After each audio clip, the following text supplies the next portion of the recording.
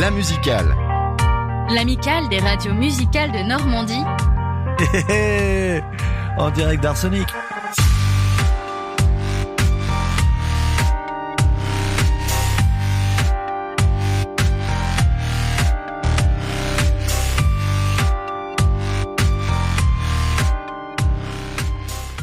Bonsoir à toutes et à tous, vous êtes bien en direct d'Arsenic, le meilleur festival du monde à Briouze. Oui, je suis très objectif pour commencer. Alors cette émission aujourd'hui vous est proposée par 8 radios normandes, les radios de la musicale. Et avec moi en plateau, une belle brochette. On a Annalou, Juliana, Tony, Laurence, Romain, Benjamin et Benoît. J'espère que j'ai oublié personne. Non, je crois pas. Ouais, je commence à fond parce qu'on a déjà pris 3 minutes de retard, donc je rattrape le retard. Peut-être avant de rentrer dans les entrailles d'Arsenic et comprendre l'organisation, la programmation, est-ce que Laurence, tu peux nous expliquer ce qu'est la musicale ? Oui, alors la musicale, elle est née à l'origine, alors il y avait deux sous-couches. Il y avait 2 sous-couches. À l'origine, en fait, on a voulu, pour être plus fort, parce qu'ensemble on est plus fort, on a voulu mutualiser, en gros, les plateaux. La musicale, il faut rappeler, c'est les radios associatives musicales normandes. Du coup, là, par exemple, sur le Arsenic, on est diffusé sur 8 radios. On est diffusé donc sur une bonne grosse partie du territoire, parce qu'on n'a pas rappelé les radios et leur provenance. Mais je sais qu'on tout à fait Caen. Est-ce que tu nous entends ? On nous écoute à Caen, on nous écoute à l'Aigle, on nous écoute à Le Havre. Bonjour Le Havre. Et je risque Hérouville-Saint-Clair, oui, Caen. Oui, je risque d'en oublier certaines régions. Je vais peut-être citer les radios après, j'en sais rien. Je vous fais des gros bisous. Et tu donc, peux peut-être en fait, même les citer maintenant si tu veux.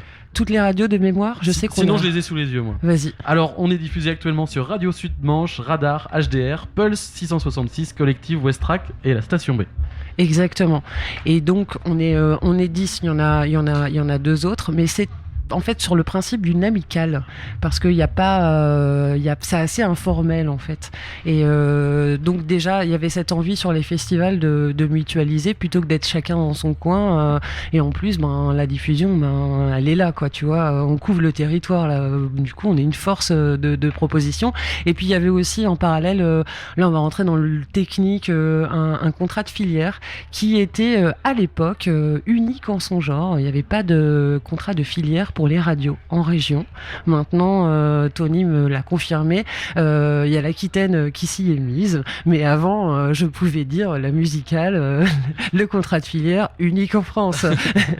Après, je sais pas si en Aquitaine, ils font comme nous des plateaux radio, parce que on propose aussi le local de l'étape, parce que comme tu sais, quand c'est né tout ça, c'était dans les tuyaux, il y a le Covid qui est arrivé, donc on n'a pas pu faire tout de suite les plateaux radio qu'on voulait faire. Donc ça fait en gros 2 ans qu'on peut les faire. C'est notre 2e année à Arsenic en tant que la musicale quand même. Donc on est vraiment jeune, on n'est pas, on peut dire, hyper structuré, mais je rappelle, c'est une amicale. Donc c'est normal.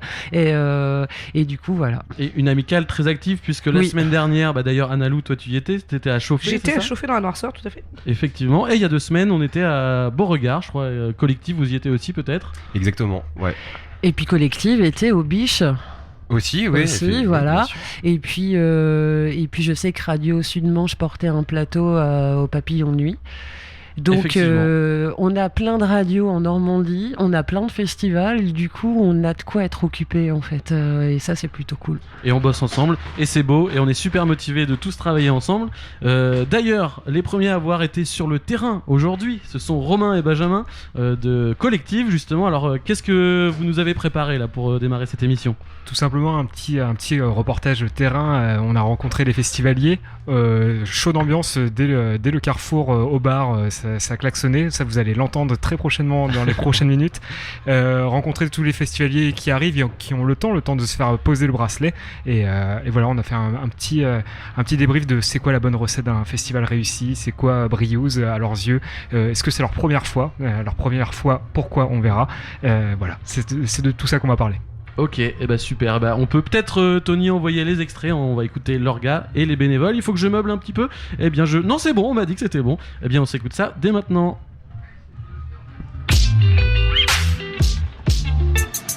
Briouze, c'est quoi ? Briouze, moi je me plais bien, il y a des commerçants, je suis au pied de tout moi, alors c'est super. Et c'est des beaux magasins, c'est des braves gens, moi je me plais bien ici.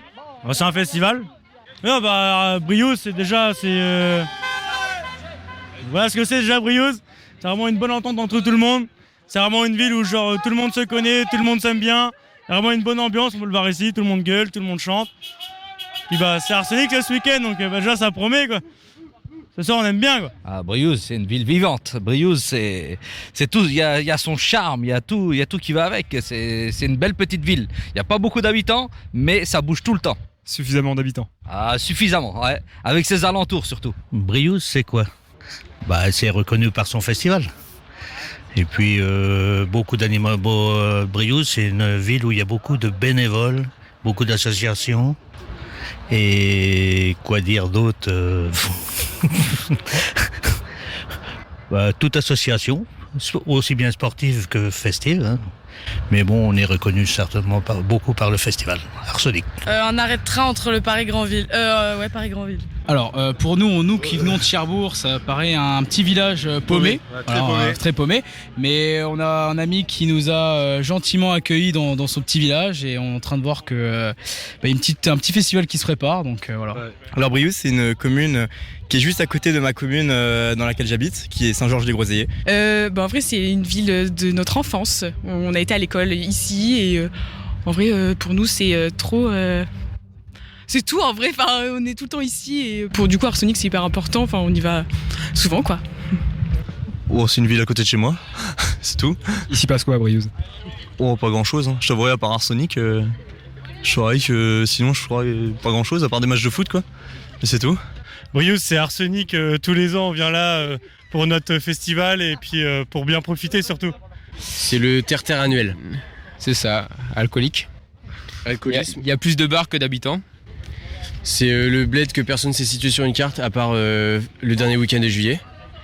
Mais c'est sympa quand même. C'est des bonnes personnes, c'est sympa, cool. Et c'est là où on retrouve tous les potes, même ceux qu'on veut pas voir. De l'alcool et de la musique. Briouze c'est une bonne ville, il y a beaucoup de fêtes, comme la fête de la musique, tout ça, il y a beaucoup de monde qui se réunissent. Comme là, le festival, ça va réunir beaucoup de monde et puis on va bien profiter. La fête, boire, s'amuser. Pourquoi ce petit village il est connu de tous? Parce qu'il y a Arsenic. Et puis il y a tout ce qui est... tout, le bar, l'ambiance, les jeunes, tout ça. Grosse fête, vraiment grosse fête à Briouze. C'est un rendez-vous chaque année? Oui, bien sûr. J'y vais depuis que j'ai 10 ans, donc chaque année. La bonne recette d'un festival réussi, c'est quoi? Un camembert Gilo. Le bar, les bières, la trotteuse, bien sûr. Un groupe de copains, un peu d'alcool et ce qu'il faut comme musique pour bien profiter comme il faut. Un peu de kebab, un peu de salade, un peu de tomate, un peu d'oignon et la sauce qui va avec. Magnifique. C'est déjà l'ambiance. Forcément, beaucoup de festivaliers pour l'ambiance bénévole. Aussi bien nous bénévoles de tout âge. Donc ça va bien de 20 bénévoles de 20 ans jusqu'à 70 ans. Voilà. Intergénérationnel. Et quoi dire, le bon festival, la programmation, des bonnes programmations. Des copains et de la musique. Oula, festival réussi, il faut premièrement des amis, de la bonne musique et de l'alcool. Parce que sans alcool, la fête est moins folle. Avec modération. C'est important, très important. Très important. Il faut trouver modération, c'est un peu compliqué des fois, mais on peut le trouver. Quand on fait le tour du festival, on le trouve. Oui, voilà. Alors, la recette d'un festival réussi, c'est l'ambiance déjà pour commencer. Je pense que ce qui est bien avec Arsenic, c'est qu'on retrouve une ambiance assez familiale, assez conviviale, ce qui n'est pas forcément le cas dans d'autres festivals. Une bonne musique, bien évidemment, avec des bons artistes. Puis forcément, un bon campement où on retrouve ses amis. Et puis pour moi, lorsque tous ces éléments sont réunis, on a un bon festival. Des copains, des tentes, un matelas, des bières, de l'alcool, un peu d'eau quand même, et de la musique et le sourire.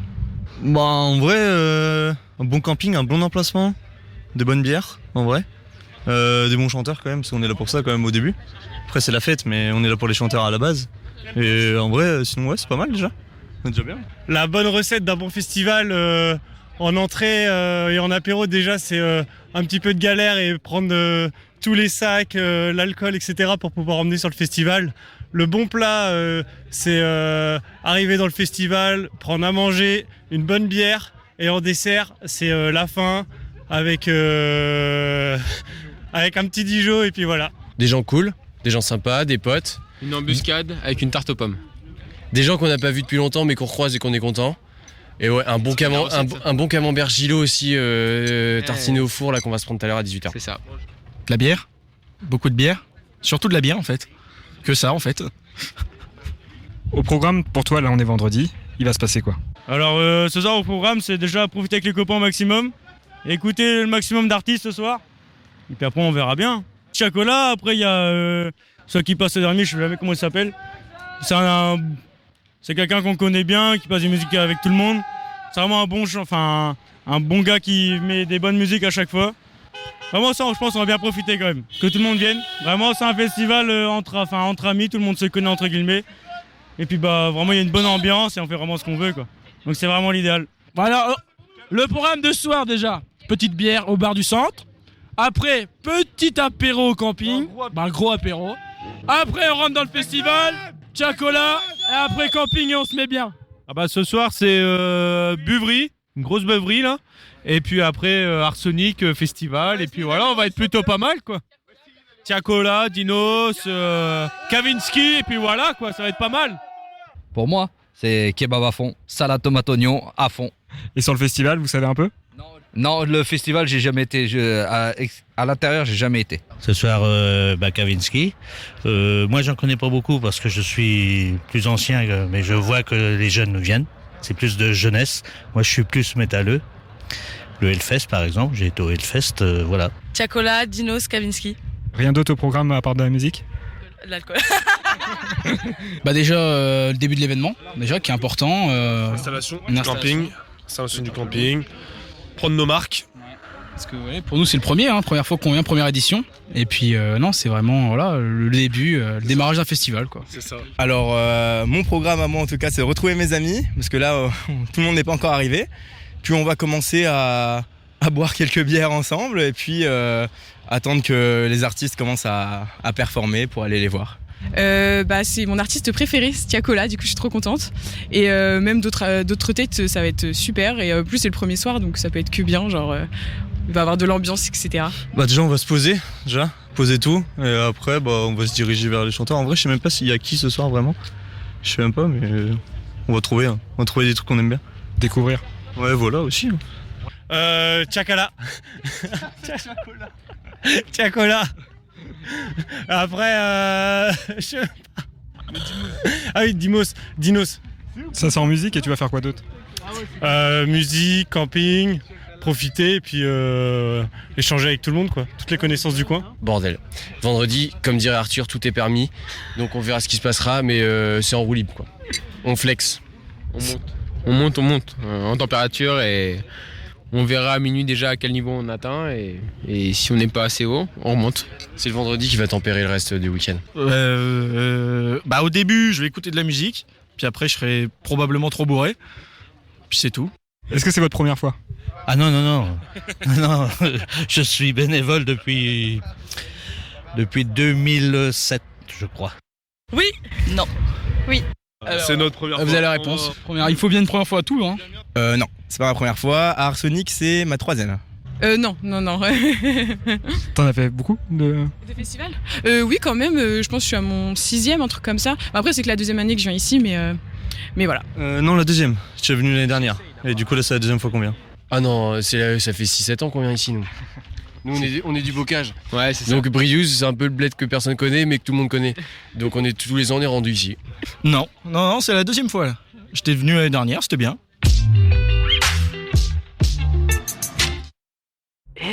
Vous entendez pas comme un bruit? Mais oui. Mais c'est pourtant pas le bruit des vaches que j'entends là. On dirait comme un petit peu de la musique. Mais oui, c'est de la musique que j'entends. Pourtant, on est à Briouze. Trop bizarre. Mais est-ce que ce serait pas le Festival Arsenic?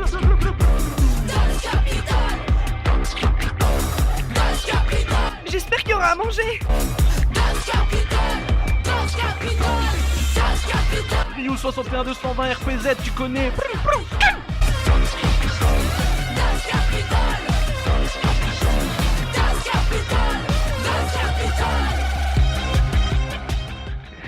Merci Tony d'avoir de m'avoir annoncé, Thomas, Juliana, la musicale et tout le monde dans ce super jingle. On remercie aussi Benjamin et Romain pour leur super micro-trottoir de début de festival. Les festivaliers ont l'air ultra méga chauds et on va pas tarder à accueillir le groupe Girl qui joue ce soir. Et avant ça, on va s'écouter un de leurs sons, le morceau Friend. Donc on s'écoute le morceau Friend de Girl, c'est parti.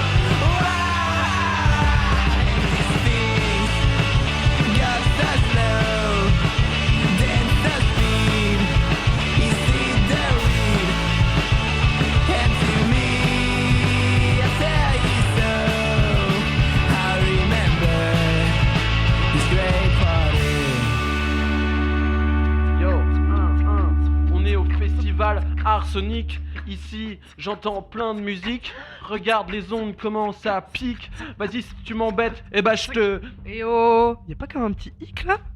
Bah quoi, on est des artistes quoi. Ah, franchement vous avez zéro talent les gars.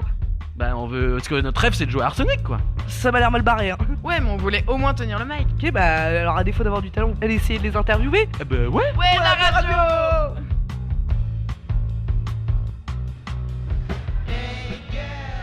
Et nous sommes toujours en direct de Arsonic. Vous êtes sur les radios de la musicale, l'amicale des radios associatives normandes, cœur sur cette belle famille. Et on vient de s'écouter le morceau Friend de Girl qui sont autour de la table. Et je crois que c'est à toi, Benoît, de les interviewer. Ben, je crois bien.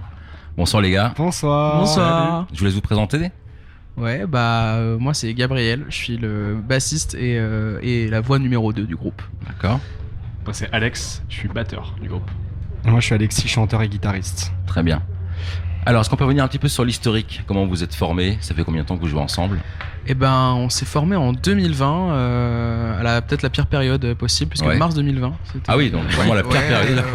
On s'est bien débrouillé là-dessus. En tout cas, moi j'ai rencontré Alexis un an avant un concert du lycée. Okay. Il avait proposé un set au concert du lycée que j'avais trouvé incroyable et du coup j'ai vu qu'il avait pas de bassiste. Donc je suis allé le voir directement après dans les loges, lui dire mec, je me suis mis à la basse, viens on fait un truc. D'accord. On a mis un peu de temps à se rappeler, mais voilà, début 2020, on s'est vu, il m'a proposé de faire une répète avec lui et de former le groupe. Et peu de temps après, Alex nous a rejoint pour la batterie.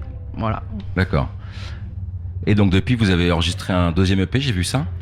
Ouais, on a passé toute cette année à essayer d'enregistrer, à composer, à se remettre en question beaucoup, à travailler énormément. On avait des grosses lacunes. Déjà se remettre en question au bout de 3 ans seulement. Ah mais fallait Surtout parce au que début. Hein. Ouais. bah parce qu'on n'est pas musicien de base, enfin on est juste des enfants de base, donc on a tous appris nos instruments de notre côté, à part Gab qui a fait du conservatoire. Ouais, mais pas pour la basse du coup. Mais nous deux on est En quoi autodidactes. En violon. Ah oui, effectivement. Ouais. J'ai pris la basse comme ça sur un coup de tête un jour. Voilà. Et aussi parce que il avait pas de bassiste, donc je me suis dit peut-être que je vais. C'était l'opportunité, je vais en fait. mettre complètement. Donc autodidacte sur la basse du coup. Autodidacte sur la basse. Ouais. Voilà. Et autodidacte sur la batterie, autodidacte à la guitare.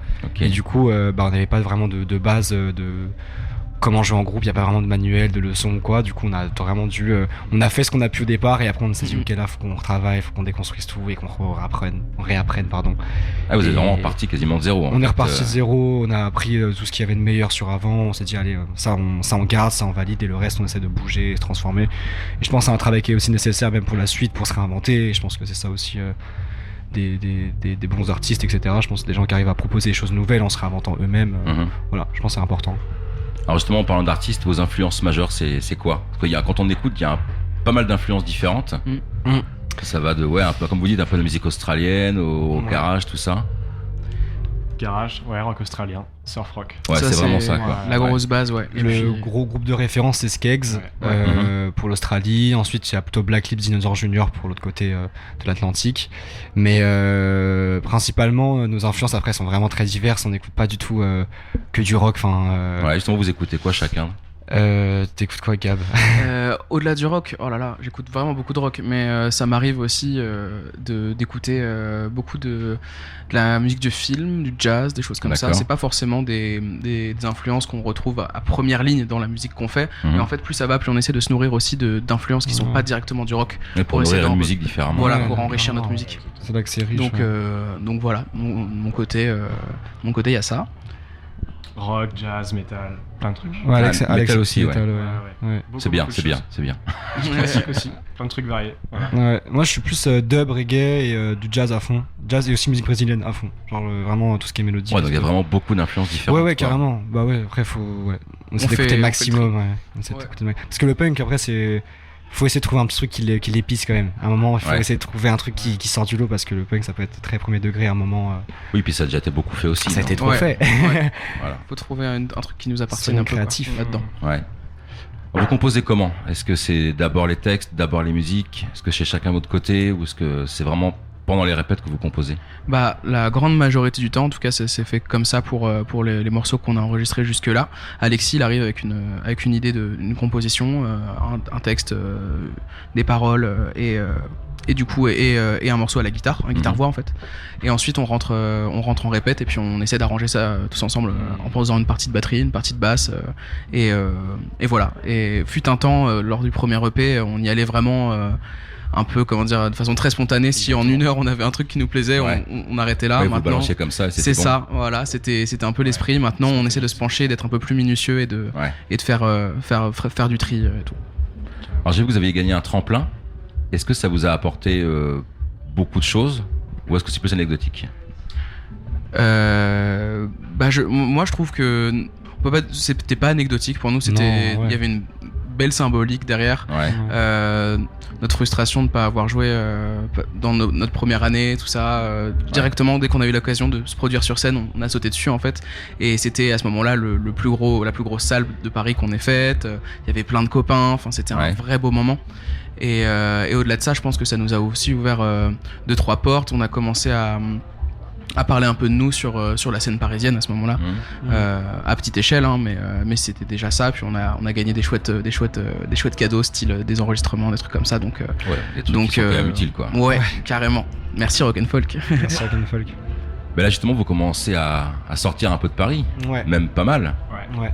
Est-ce que quand vous avez créé le groupe il y a presque 3 ans, enfin, vous pensiez en arriver là aussi vite ou c'était pas l'ambition vraiment? Ah si, c'était l'ambition, clairement. C'était vraiment le plan. Dès qu'on a commencé à tourner sur Paris, on était déjà à l'extérieur. On s'était dit, faut pas qu'on reste sur Paris, on va s'enfermer. On connaît plein de groupes qui s'enferment sur Paris. On s'est dit, on fait nos arcs un peu et nos armes sur Paris, et après on se casse dès qu'on peut en fait. Ouais. Et donc maintenant on est vraiment dans cette optique là de prendre du niveau, de voir un peu du pays, parce que c'est ce qu'on voulait, on voulait voir la mer, on voulait voir tout ça. Donc ouais, c'était vraiment l'optique de base, c'était l'objectif. Et après il y a plein d'autres objectifs qui vont venir derrière, mais ça c'était un premier. Alors justement, les objectifs futurs, c'est quoi? Beaucoup de festivals, beaucoup plus de provinces, beaucoup plus de dates aussi en général. Et voilà, avec la sortie du deuxième EP qui va nous apporter, à mon avis, aussi pas mal de choses. On espère. Et voilà. Sortir de la France, sortir de la France carrément, partir faire une tournée. Là, on a une tournée européenne qui arrive fin d'année et début d'année prochaine. On va aller faire un tour en Espagne. Ah, c'est bien déjà. Portugal, et Benelux aussi, on va faire ça. Et on espère après États-Unis, Australie, quoi. Ça va être. Ça serait le feu. Ça serait quelque chose. Donc c'est l'objectif suivant. Voilà. Vous connaissiez un peu Arsenic déjà avant d'y être programmé? Pas du tout. Pas du tout. Et ben moi je crois que j'ai un prof au conservatoire qui m'en a parlé. D'accord. Voilà, il m'en avait parlé en disant qu'il avait dû participer à des éditions un peu plus anciennes et que c'était vraiment chambé. Et du coup, quand on a eu la proposition de le faire il y a quelques mois, j'ai fait le lien, je fais trop rigolo, je suis allé le voir, je lui ai dit tu vois, tu m'avais suggéré ce festival et t'es content. Là vous y êtes quoi. Ouais, c'est trop bien. C'est Bon, incroyable. bah, c'est cool. Ouais. Bon, on nous avait prévenu que les gens étaient gentils en plus. Eh bah très bien. Voilà. Et c'est le cas. Merci de nous avoir accordé quelques minutes. Merci à vous. Bon concert ce soir alors. Merci beaucoup, à très vite. Merci. Merci Benoît, merci les gars pour cette interview. Puis on a hâte de vous entendre jouer sur scène. Voilà. Et on va tout de suite enchaîner avec la prochaine pause musicale. On va s'écouter le morceau Confetti de Birds in Row qu'on va interviewer juste après. On s'écoute ça maintenant.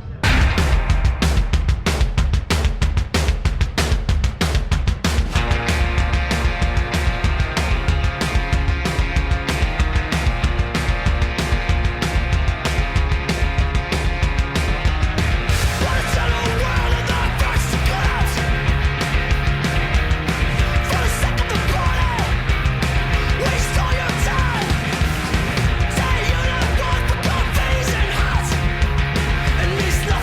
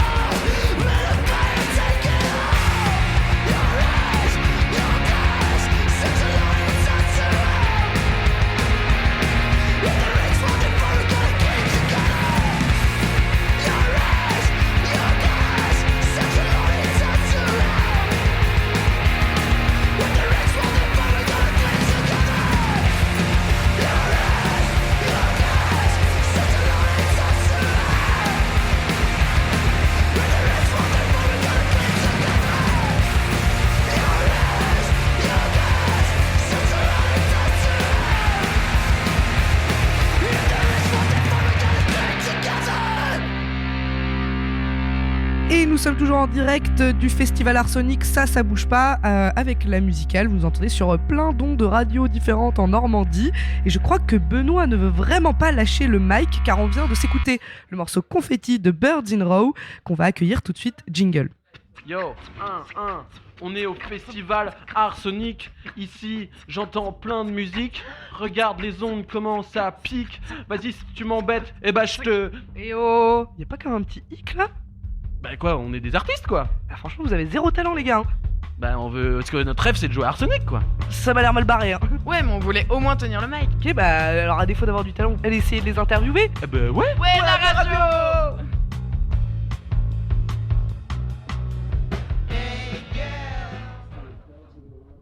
On est de retour donc avec Bart de Birds in a Row. Hello. Bonsoir. Bonsoir, il est déjà tard là? Bah il est pas trop tôt. Il est presque 18h32. Eh oui, eh oui. Ah ouais, déjà. Alors Birds in a Row, vous êtes presque des locaux de l'étape en fait, parce que vous êtes pas très originaire de pas très loin d'ici. Ouais, de Laval, ouais. De Laval, c'est ça. Ouais. Et donc le groupe s'est formé il y a déjà 14 ans. Ouais, en 2009. En fait, on s'est formé sur la fin de notre ancien groupe, un peu sur la frustration de pas pouvoir. En fait, on a annulé une tournée européenne, la première tournée européenne de notre ancien groupe. Et du coup, comme on a annulé juste avant de pouvoir partir, bah Birds in Row, c'était dès le début une volonté de partir à fond sur la route tout le temps. D'accord. Ouais, donc on a monté le truc hyper rapidement et c'est parti tout seul, voilà. Et c'était déjà le même style de musique à l'époque? Ouais, vaguement, forcément. On a rajouté des influences au fil des années. Parce que plus tu découvres des trucs, plus tu as envie d'enrichir ce que tu fais et tout. Forcément. Mais puis c'était un line-up différent aussi. Mais ouais, non, ça reste dans la même veine. C'est-à-dire que si on faisait des morceaux de l'époque aujourd'hui, ça passerait quand même bien, quoi. Ouais, ça pourrait passer quand même. Ouais, carrément. Donc là, vous présenterez ce soir votre 3e album. C'est Grickline. Grickline, ouais. Ouais. Est-ce que tu peux nous parler un petit peu de ce disque? C'est un album qu'on a préparé, qu'on a conceptualisé un peu avant le Covid, et malheureusement qui a trouvé un énorme écho pendant la période Covid, etc. Puisqu'en fait c'est un album qui parle de dépression, d'anxiété, etc. Ouais. Et mais l'idée c'était de traiter, par exemple, la dépression sous différents aspects, c'est-à-dire qu'on va avoir le truc où tu subis, le truc où au contraire tu arrives à un peu prendre les rênes, tu vas voir l'aspect où tu rencontres des gens, où il y a des gens qui te font du mal à travers ça. Enfin, on a essayé à travers tous les morceaux de traiter différents aspects. Par exemple, les trucs anxiogènes liés justement à la politique, toute l'angoisse qu'on a en ce moment, d'autant plus à lire ce qui se passe dans notre pays ou ailleurs. Ouais. Et du coup, c'est malheureusement un album qui trouve un écho plutôt intense avec l'actualité. Mais voilà, on l'a composé pendant le Covid. On avait prévu de composer à ce moment-là, mais on n'avait pas prévu que ça mette autant de temps, parce qu'on pensait que dans la normalité, on allait composer, enregistrer, puis pas repartir sur la route un an et demi après. Et en fait, ça a mis plus de 2 ans et demi à repartir, quoi. Ouais. Donc ça a été très très long. Pour des gens qui ont autant l'habitude d'être sur la route, c'est très difficile. Ouais, je pense que quand vous êtes reparti, vous deviez être bien content. Je pense. Ouais, et en même temps, t'avais ce truc, tu sais, de est-ce que j'ai encore envie de faire ça? Ah oui? Bah ouais, parce que quand ça fait 14 ans, nous on a fait quasi 1 millier de concerts là, et du coup t'es un peu en mode là je suis resté le cul vissé chez moi à jouer des jeux vidéo toute la journée, c'était trop bien. Et en même temps il y avait ce truc là, un peu ce nuage noir de en fait ma passion principale, je peux pas la faire, donc je vais essayer de mettre ça de côté et faire autre chose. Et du coup en fait quand on a repris les concerts, on l'a fait un peu de façon systématique, genre machinal, tu vois, c'est ce qu'on fait, c'est les personnes qu'on est, donc on va le faire. Mais avant de monter sur scène, littéralement, moi je savais pas si j'allais être content de le faire ou pas, ou si ça allait toujours. Il y a une vraie interrogation de. Ah ouais. Ouais, enfin, certains d'entre nous ont vécu une vraie dépression pendant le Covid du fait de plus pouvoir faire ce qu'on aimait, en fait. D'accord. Et du coup, ça a été assez difficile. Puis en fait, quand c'est reparti, ça a été une grosse bouffée d'air frais, etc. Ça fait du bien, quoi. Et justement, en parlant de dépression, même la pochette du disque est assez anxiogène aussi. Ouais, c'est la volonté du truc. Ouais. Tu peux nous en parler un petit peu de cette pochette? C'est une peinture que j'ai faite. Ah, c'est toi qui l'as fait? Ouais. En fait, avec le groupe, on fait tous les visuels, même les albums d'avant où on n'a pas pu prendre les photos nous-mêmes. Quand même, on avait conceptualisé le truc nous-mêmes, parce que on considère que le visuel, c'est quand même la première chose le premier accès que les gens vont avoir à notre musique la plupart du temps. Et puis pour vous, c'est un ensemble visuel avec la musique. Ouais, complètement. Et du coup, moi je m'étais mis à la peinture un petit peu avant de commencer à travailler sur l'album et comme dans beaucoup des paroles, je faisais référence à des trucs liés à l'histoire de l'art, voilà. Je me suis dit bah ce serait intéressant que ce soit une peinture vraiment la pochette. Et on a commencé à en discuter ensemble parce qu'on fait tous les trucs ensemble. Et en fait, j'ai eu cette idée-là, un peu inspirée de certains artistes que je suis, moi, d'avoir un personnage très comment dire, oppressé par le cadre lui-même de la pochette, quoi. Mais avec cette espèce de bouquet de fleurs qui est la seule touche de couleur dans toute la pochette. Qui donne un peu un espèce d'espoir, un peu une lumière au fond du tunnel, quoi. Et essayer d'avoir un regard où tu sais pas si la personne elle apprécie la couleur ou pas. Parce que l'idée de l'album c'est vraiment un peu de comparer le daltonisme avec la dépression, dans le sens où en fait quand t'es dépressif t'as une forme de filtre sur le regard que tu portes autour de toi. Donc c'est très difficile d'apprécier les choses que normalement t'apprécies. Par exemple, typiquement, t'as plus envie de faire toutes les passions que tu kiffes. T'as plus envie d'être avec les personnes que t'aimes, etc. Enfin, c'est quelque chose qui ça se voit assez rapidement. Et en fait, l'idée c'était un peu de dire genre de la même façon que la question se pose de comment un daltonien voit le bleu clin, qui est une couleur très particulière. Comment en fait une personne dépressive vit la vie de tous les jours, et si jamais un jour elle est guérie, comment elle va prendre le truc, genre est-ce que toute ma vie j'ai été dans le parce qu'en fait justement j'avais ce filtre dans les yeux, ou est-ce que au final c'était juste une autre interprétation des choses. Donc, en fait on avait vraiment envie d'avoir cette espèce de parallèle entre l'appréciation des couleurs et l'appréciation du bonheur, de la vie en général, quoi. Bon. Voilà. Tout un concept. Oui, bah on très essaye. belle pochette, hein, je suis la pochette, magnifique. Merci très, beaucoup, très beau. magnifique. Merci beaucoup. C'est la première fois que vous jouez ce soir à Art Sonic. Vous êtes content de faire ce festival? Mais carrément, parce que nous on y a été, on était hyper jeunes, on est venu voir Gojira ici. Ouais. Il y a longtemps, il y avait la tempête et tout derrière. C'était une dinguerie. J'y étais aussi, ouais. C'était trop bien. Ouais, c'était vachement bien. Et je crois être venu une deuxième fois, mais je me rappelle plus très bien parce que c'était vraiment quand j'étais jeune. Et en fait, ça fait partie de ces festivals qui ont une taille humaine vraiment et qui ont un aspect hyper local. Et ça nous intéresse à fond parce que par exemple la semaine dernière, on jouait au Francofolie, au Festival de Dour. Donc c'est des festivals qui sont vachement plus fat. Et il y a un truc cool dans le fait de dire on joue avec Phoenix et Orelsan, mais en même temps tu te dis joueur mais en fait du coup les gens ils s'en foutent un peu, enfin presque de la prog en fait, ils sont juste là pour passer un bon moment, et puis quoi qu'il arrive il y aura des gros noms sur l'affiche donc ils seront contents.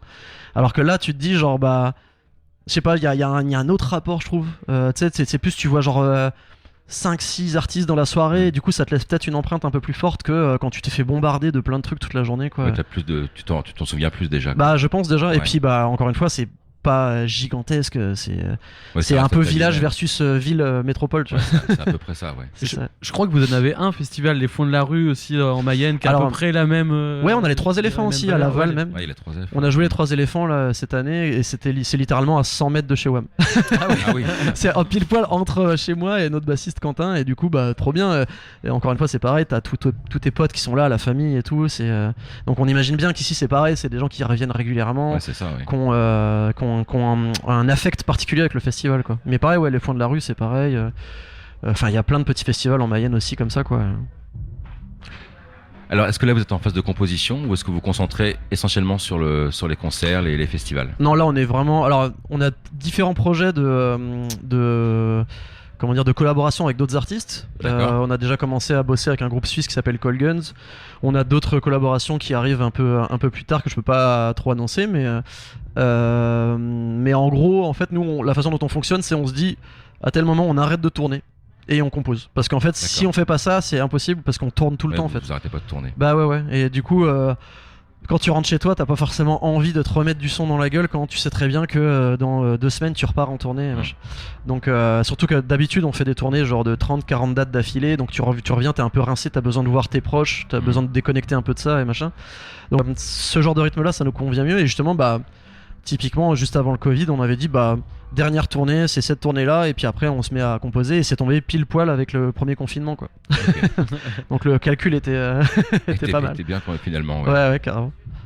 Bon, je te remercie beaucoup. Merci à vous, bon courage, bon week-end. Et puis bon concert tout à l'heure alors. Bon merci beaucoup. Merci beaucoup. À bientôt. Au revoir. Ciao.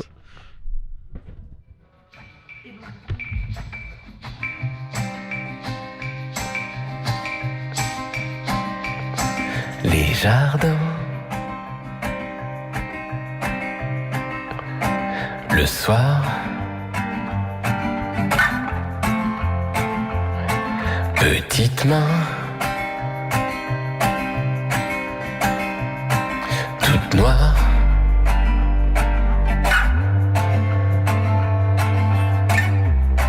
Reprendre pied dans la terre. Revoir Paris et se taire.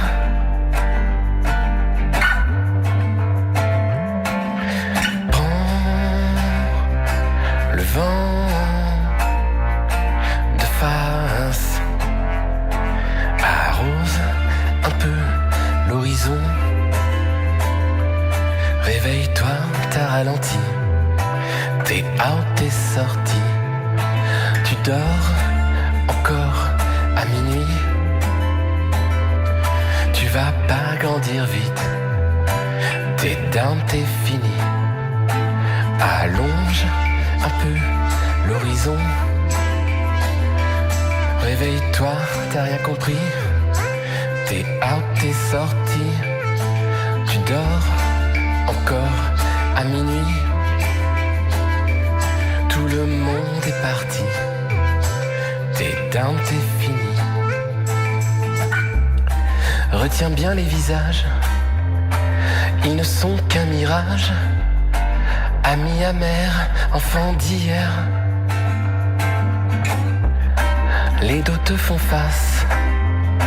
T'as pimpé la carapace. Pas une âme te connaît. Ici non plus pas de succès. T'as pas dit bonjour aux autres alentours. Brasse les éléments, danse sous le vent. Rentre bien le ventre et jamais ne casse. Il est temps d'agir, ne plus réfléchir. Arrose un peu l'horizon. Réveille-toi, t'as ralenti. T'es out, t'es sorti. Tu dors encore à minuit. Tout le monde est parti. T'es down, t'es fini. Allonge un peu l'horizon. Réveille-toi, t'as rien compris. T'es out, t'es sorti. Tu dors encore à minuit. Tout le monde est parti. T'es down, t'es fini.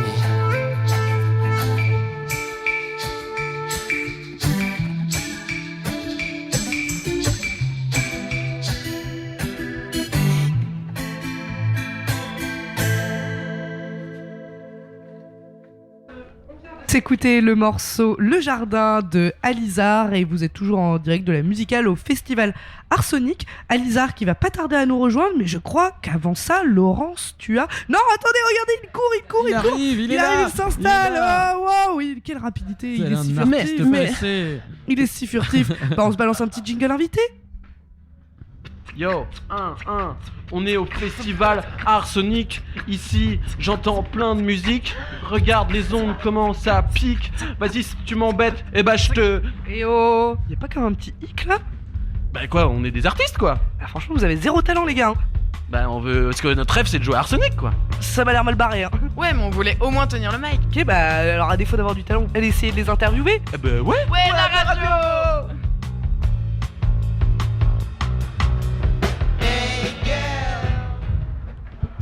On annule le Breaking Briuse? On annule le Breaking Briuse, mais Laurence, tu reprends on reporte. T'inquiète, on l'aura à la fin de l'émission. Parce qu'Arthur est arrivé, mais alors il a couru très très vite. Hein. Il saute d'un plateau à l'autre. Alors aujourd'hui à Arsonic, on peut le dire, c'est son tout premier concert. Et pourtant, c'est loin d'être son tout premier concert à Arsonic. Vous me suivez? Non, vous me suivez pas. J'ai rien compris. Ouais, on est très content d'accueillir Alizar sur le plateau de la musicale. Bonjour Arthur. Salut les copains. On va éclaircir un petit peu tout ça en fait, parce que si je dis que c'est ton tout premier concert, c'est ton tout premier concert à Arsonic, c'est ton tout premier concert de ta vie Avec Alizar, le projet Alizar. C'est ça, c'est voilà, c'est le premier plateau, le premier concert du projet. Et c'est ton tout premier Arsonic, mais ce n'est pas ton tout premier concert de ta vie, puisque tu as joué dans d'autres groupes. Oui, on a joué 2 fois ici, une fois en 2013 et une autre fois, je crois, en 2015. Voilà. Avec Granville en 2013 et Gandilec en 2015. Et Gandilec en 2015. C'est ça. Mais t'as pas joué dans les Chocolate Donuts comme tout le monde a pu le croire. Ils ont joué à Arsonic. Tu m'avais dit de pas le. Je sais pas. Oui, ils ont joué ils ont joué à Arsonic. Ok. Ouais. Je connais toute la prog d'Arsonic par cœur, si J'ai tu veux scanné. faire l'historique. Tableur Excel dans le cerveau. Ton tout premier concert, ton projet, il est tout jeune en fait. Tu l'as démarré. Le projet, je travaille dessus depuis 2 ans. Ah, mais 2 ans. oui, c'est un gros boulot, plutôt de compo à la maison, de maquettage, de réalisation aussi. Et j'ai commencé à travailler avec Antoine Simoni d'Embrasse-moi et Samuel Bellum, et on a continué avec ça. On a continué avec le groupe Elephants, en fait, qui a réalisé 5 titres. Voilà, les 5 premiers titres qu'on va jouer ce soir. Alors, pour les auditeurs, pour l'instant, ne cherchez pas. Il y a juste 2 vidéos qu'on peut voir une seule. de toi. Une seule ? Ouais. J'en avais vu une autre. Tu parles de la reprise ? Oui. Là, on n'en parle pas tout de suite. D'accord. Non, il y a une vidéo, il y a un titre jardins. que j'ai fait en live acoustique en vidéo, effectivement, parce que j'avais pas de matière à montrer. Et puis les prods n'étaient pas terminés, donc voilà, on a emboîté le pas sur une version acoustique avec un petit peu d'arrangement. Voilà, c'était juste histoire de mettre un truc en ligne. Ça n'a pas forcément vocation à rester, mais là, ce soir, le set est plus produit. Il y a une batterie, il y a des machines. Il y a beaucoup de choses sur scène. Oui, ce que je voulais dire, c'est que ce qu'on a vu de toi et ce qu'on peut voir de toi tout de suite, c'est un live acoustique. C'est ça. Mais Alizar, c'est pas de l'acoustique. Non, c'est de la chanson avec quand même une prod pop électro. C'est aussi la patte d'Elephants aussi. J'ai eu la chance de pouvoir travailler avec eux via un ami commun. Voilà. C'est cool. Ouais. Il a plein d'amis, Arthur. Enfin, Alizar. Alors, tu me vois venir avec mes gros sabots, vu qu'on est dans l'Orne, j'ai mis mes gros sabots. Ouais. Ça va sortir quand, là, tout ça ? Quand est-ce qu'on va avoir ? Parce que là, on va avoir la chance de te découvrir complètement en live. Ouais. Mais je pense que maintenant que tu m'as dit, t'as 5 morceaux là. Ouais, il y a 5 titres. Je suis pas sûr de faire un EP pour le moment. Mais il y a un single sûr qui sortira à la rentrée. Ça, c'est clair et net, ouais. Oui, parce que j'ai pas encore de stratégie sur un EP. J'ai pas d'idée sur un EP, et puis l'EP est assez protéiforme, même si on a quand même une prod qui est quand même unifiée. Il y a quand même des titres qui voilà, il y a un titre que j'aimerais sortir en priorité, donc qui s'appelle Jardin, qui est la version en fait produite donc du titre que j'ai mis en ligne en acoustique. Et qui est le titre pour moi le plus important, voilà, qui a le plus de sens à sortir en premier. Alors je le rappelais tout à l'heure, tu es batteur en fait. Quand tu as joué dans des groupes, tu étais batteur, donc tu étais plutôt... Enfin, on t'entend, hein. Quand tu es batteur, c'est un peu celui qu'on entend, ça c'est clair, mais tu es planqué de toi sur scène, tu es planqué de derrière, être devant. La batterie, on accompagne les autres en fait. Moi, c'est ce que j'ai aimé, c'est ce que j'aime toujours faire à la batterie, c'est...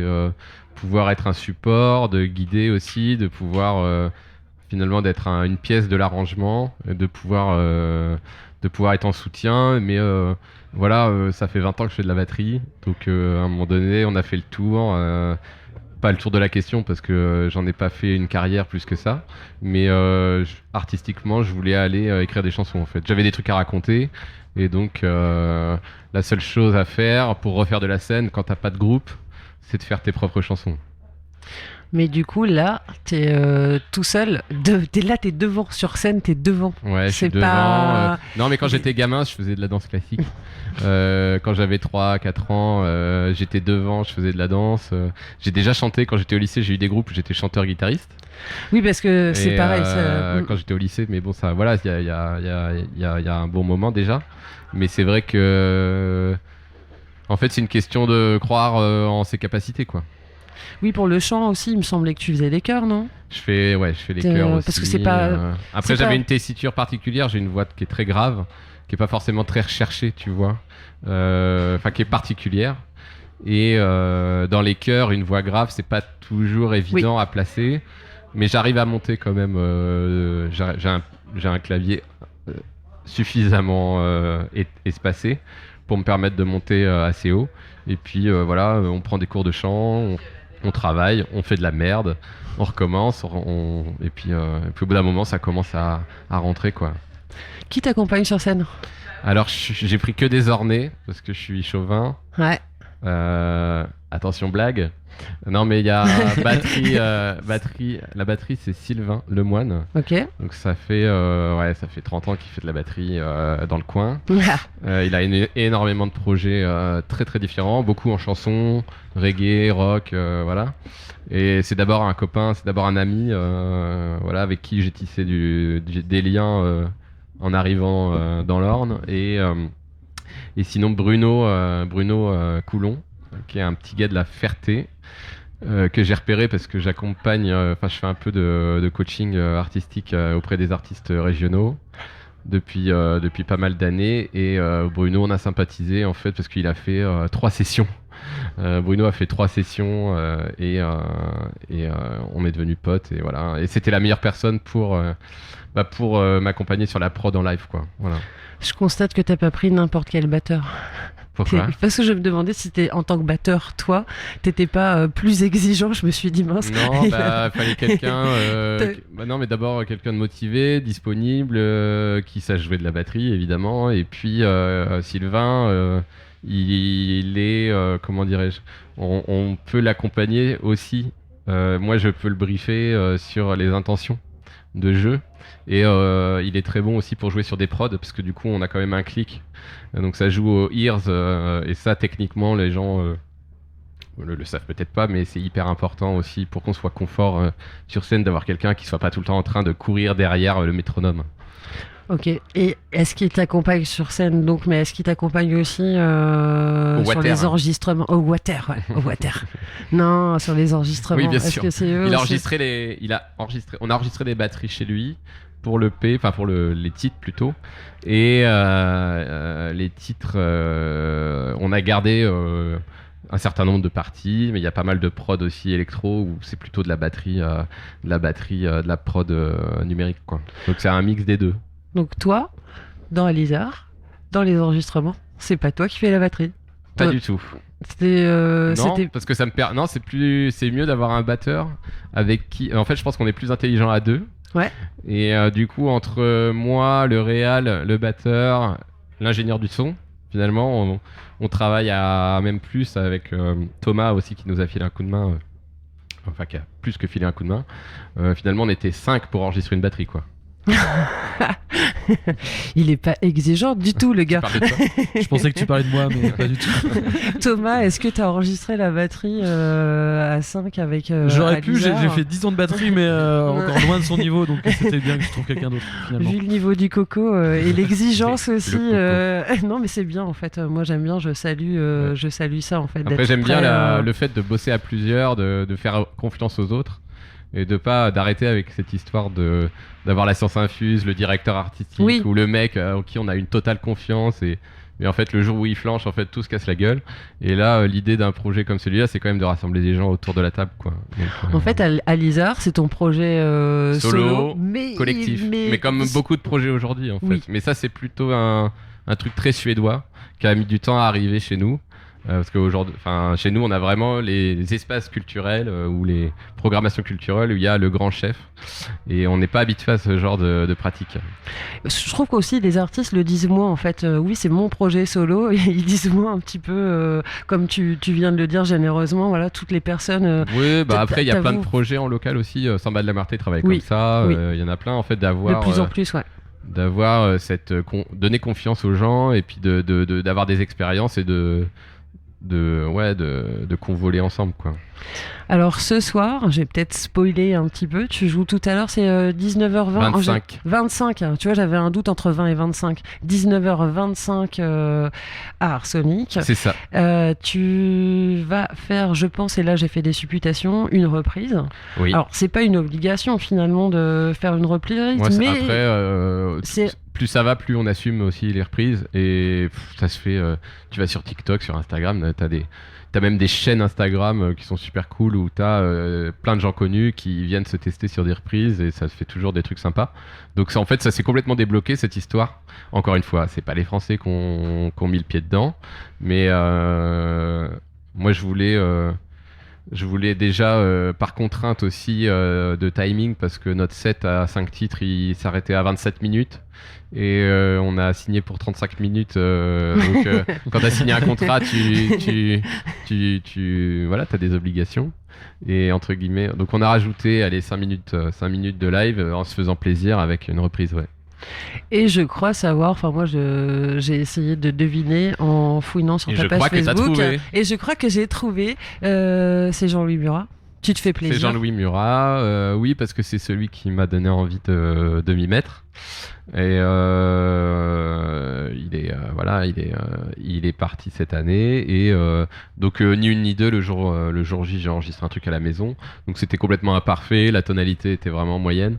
Donc on a remonté tout ça d'un ton et demi. C'était encore un peu trop grave.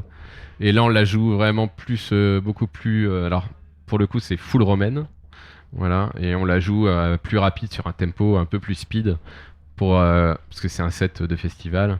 Donc les quelques personnes qui seront avec nous, l'idée c'est quand même de les faire danser un petit peu quoi. Le choix du morceau a été évident.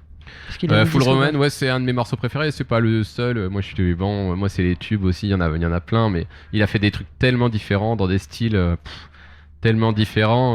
Pour le coup, c'est un vrai chanteur de variété au sens noble du terme, quoi.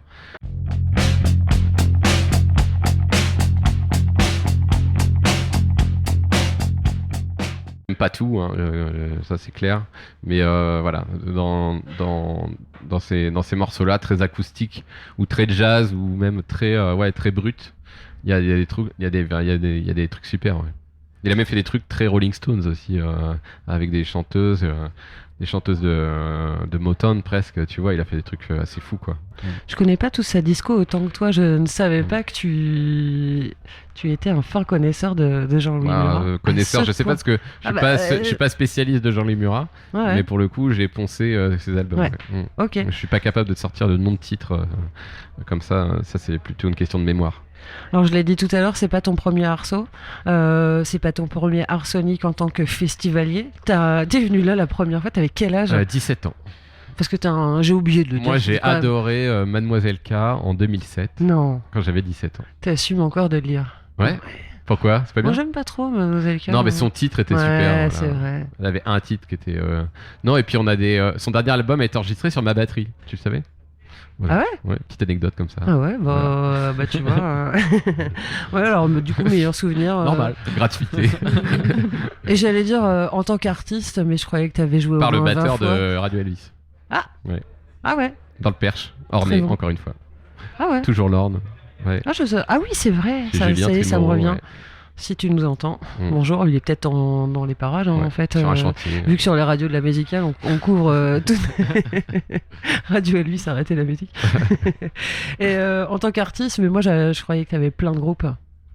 J'ai plein de groupes. Non, j'ai jamais eu plein de groupes. Je t'en avais collé plein. Non, j'ai jamais eu plein de groupes. J'ai fait un peu de remplat dans After Sex. Ouais. À l'époque avec Lewis. Ah, qu'on va voir demain. Voilà. J'ai fait quoi ? J'ai fait non, il y a eu des groupes au lycée, il y a eu Granville, il y a eu Gandhi Lake et puis sinon c'est une question de temps aussi et puis de faire d'autres choses dans la vie. Enfin la musique c'est pas toute ma vie quoi. C'est vrai que ce qui a créé la confusion finalement, c'est que toi, t'as joué à une époque où il y avait plein de groupes la scène de qui se connaissaient. Il y avait une grosse scène de tout le monde se connaissait, tout le monde allait se voir les uns les autres en fait. Ouais. C'était une période qui était cool parce que il y avait c'était émulation sur Caen en 2007, 8, 9, 10 jusqu'en 2015, c'était fou. Ouais, enfin c'est dur pour les générations après, c'est difficile à expliquer tellement c'était fou quoi. Ouais. Foisonnant. C'était foisonnant.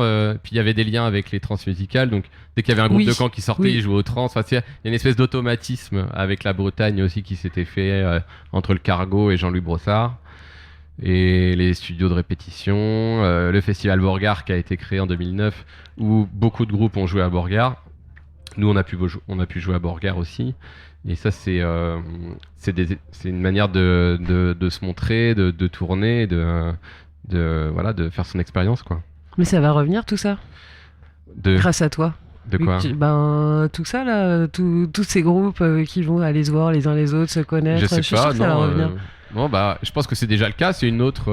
Oui. Il y a une autre génération. Il y a des groupes très bien sur Caen, dans tous les styles, pas que dans la pop, mais il y a des.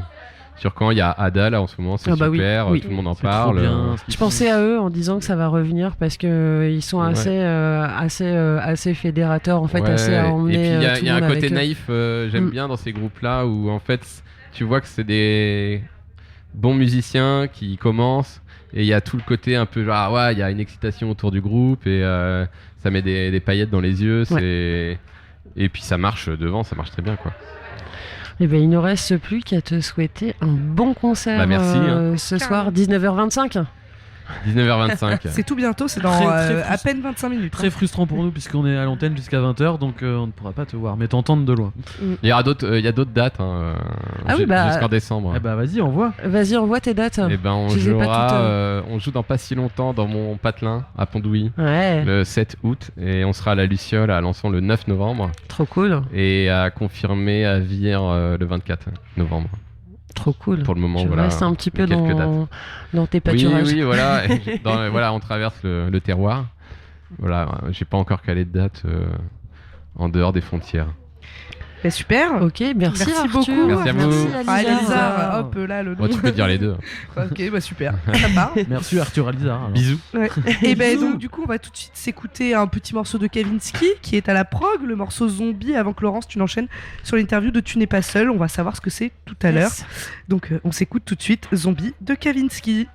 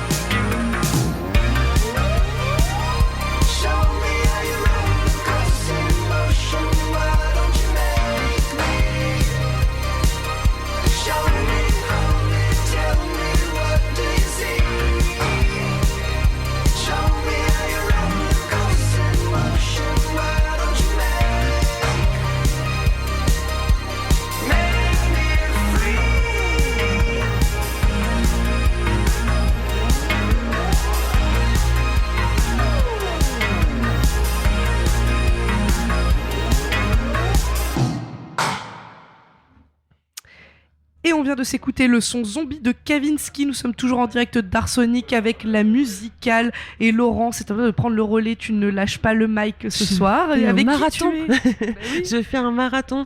Je suis avec Tu n'es pas seul, respectivement Olivia. Et ça y est, j'ai eu un Olivia et Cristal. Voilà, Olivia qui est fondatrice de Tu n'es pas seul. Et Tu n'es pas seul, c'est une asso de prévention, d'aide et d'accompagnement contre les violences et agressions sexuelles. J'ai pris des notes parce que j'avais peur. Et je rajouterais même surtout aussi la pédocriminalité. Aussi. Oui, ok. Alors vous êtes présent sur le festival Arsonic, je vais préciser à 3 niveaux, parce que moi il y a quelque chose qui m'a interpellée et que je trouve plutôt cool. Alors on peut vous voir vous avez un stand, c'est ça, sur le site, un stand, tout à fait, c'est ça. On va dire de prévention. Ouais, tout à fait, c'est ça. Et puis il y a 2 maraudes. Oui. C'est-à-dire qu'il y a une maraude qui est sur le site et il y a une maraude qui est sur le camping. Et ça, moi, j'ai trouvé ça génial parce que je suis allée en festival et qu'un festival, ça ne s'arrête pas au site. Et donc, en fait, si on a un pépin sur le camping, on peut venir vous voir. Exactement. Et on est très proche du camping. Et en plus, au vu de là où on nous a installés. C'est ça, tout à fait. Donc on sera disponible sur 2 sortes de maraudes. Alors vous faites, là on parle des festivals, c'est pas le principal de votre activité, mais vous êtes présent quand même sur pas mal de festivals en Normandie. Tout à fait, c'est ça. On a fait il n'y a pas très longtemps du coup le festival Papillon de Nuit, et en fait on essaye de rester dans les festivals qui sont près de nous, donc proche de Caen également, mais on a été aussi sollicité par le Zénith, etc. Donc on essaie de se développer un peu partout et on en ressent le besoin. C'est ça. Vous allez de plus en plus être sollicité, je pense, sur les lieux de concert. Nous l'espérons en tout cas, et au pire des cas on va au-devant aussi des festivals pour leur proposer justement nos services, donc sachant que c'est une de nos missions, mais nous en avons d'autres à côté de cela. Alors, on va le rappeler, vous êtes quand même toute jeune. L'association, elle est depuis seulement 2021, fait seulement à peine 2 ans. À peine 2 ans. C'est ça. Mais il y a déjà pas mal, de choses qui sont mises en place. Ça faisait malheureusement, j'ai vu que vous suiviez déjà. Pour moi, c'est beaucoup trop. 250 victimes dans leur démarche personnelle de guérison. Malheureusement, ça a évolué et aujourd'hui, on est quasiment à 600. C'est ça. À 600 personnes en moins de 2 ans. J'ai envie de te dire 600. Moi déjà 250 c'était trop. Je me dis vous exponentiel. C'est vrai que c'est assez lourd, mais après c'est pas surprenant au vu des chiffres. Aujourd'hui, il faut savoir déjà concernant la pédocriminalité qu'il y a 1 enfant sur 5 qui en Europe et en France qui subissent des violences ou tentatives de violences sexuelles. Donc on est sur 150 000 enfants par an en France, et les adultes on est à peu près sur du 110 000 à peu près. Donc effectivement c'est assez terrible et on est très très très sollicité. Alors moi par contre je me suis pas présentée, mais du coup je suis Cristal, la cofondatrice, et justement je suis référente thérapeute. Oui. Donc je suis spécialisée en psychotraumatologie auprès des victimes de violences sexuelles, et notre mission au-delà là, des festivals est surtout d'apporter une prise en charge psychologique par divers biais. Donc là on a par exemple les groupes de parole que moi j'anime. On est à notre 4e groupe de parole ouvert avec à peu près entre 5 à 10 personnes par groupe de parole, et puis également de la prise en charge individuelle des victimes pour assurer du coup un suivi et les accompagner dans le processus de résilience en règle générale, on va dire. Vos métiers respectifs, parce que du coup, on le rappelle, vous êtes bénévole dans l'association. Tout à fait. Vos métiers respectifs. Alors moi pour ma part du coup je suis psychothérapeute en libéral, et Olivia je te laisse. Et moi je travaille dans le commerce. D'accord, c'est ça. Pas du tout en lien avec la ça. Pas du tout. En lien. Voilà. Et qu'est-ce qui vous a poussé à fonder Tu n'es pas seule? Alors du coup, donc moi j'ai commencé à fonder toute seule. Donc à la base c'était un collectif Tu n'es pas seule, c'était pas du tout une association. Donc pendant 3 mois en fait j'ai fondé le collectif Tu n'es pas seule. Et au fur et à mesure, en fait j'ai rencontré Cristal. 2-3 semaines après. Ouais c'est ça. Très peu de temps après j'ai rencontré Cristal, et en fait c'était vraiment, je pense, un besoin personnel, mais aussi entre guillemets professionnel, parce que aujourd'hui avec les chiffres que Cristal a relevés tout à l'heure, c'est même plus, c'est une nécessité aujourd'hui. C'est un sujet de santé publique. C'est ça aujourd'hui. Clairement c'est voilà. l'aspect MeToo, etc., a permis de mettre ce sujet sur la table, bien plus par le biais du féminisme. Mais aujourd'hui, on se rend bien compte que les petits garçons étant autant agressés que les petites filles, il y a également autant d'hommes adultes que de femmes adultes qui ont subi des violences sexuelles. Et nous, on souligne toujours ça, qu'on est plus une asso humaniste plutôt qu'une asso féministe, globalement, quoi. Mais il y a un besoin qui se fait sentir, on croule sous les demandes, et puis aussi, on tient à faire bien les choses. Donc, on propose également de la formation que j'anime, donc pour les professionnels de la santé, les acteurs du domaine social, etc., pour expliquer cette problématique qui est prégnante et partie intégrante finalement de tous les domaines sociaux, en général de toutes les sphères de la société. Mais le souci, c'est que finalement aujourd'hui, on n'en parle pas trop. On en parle un peu plus, mais on n'en parle pas trop. Surtout au niveau de la pédocriminalité, ça dérange un petit peu, quoi. Donc on essaye d'en parler. J'ai un peu l'impression que la parole, elle s'est quand même libérée de plus en plus. Pour les femmes. Pour les femmes. C'est ça. Pour les femmes. Mais les enfants, malheureusement, et les hommes, c'est plus compliqué. Parce que le patriarcat, à mon sens en tout cas, ne fait pas souffrir que les femmes, mais les hommes aussi.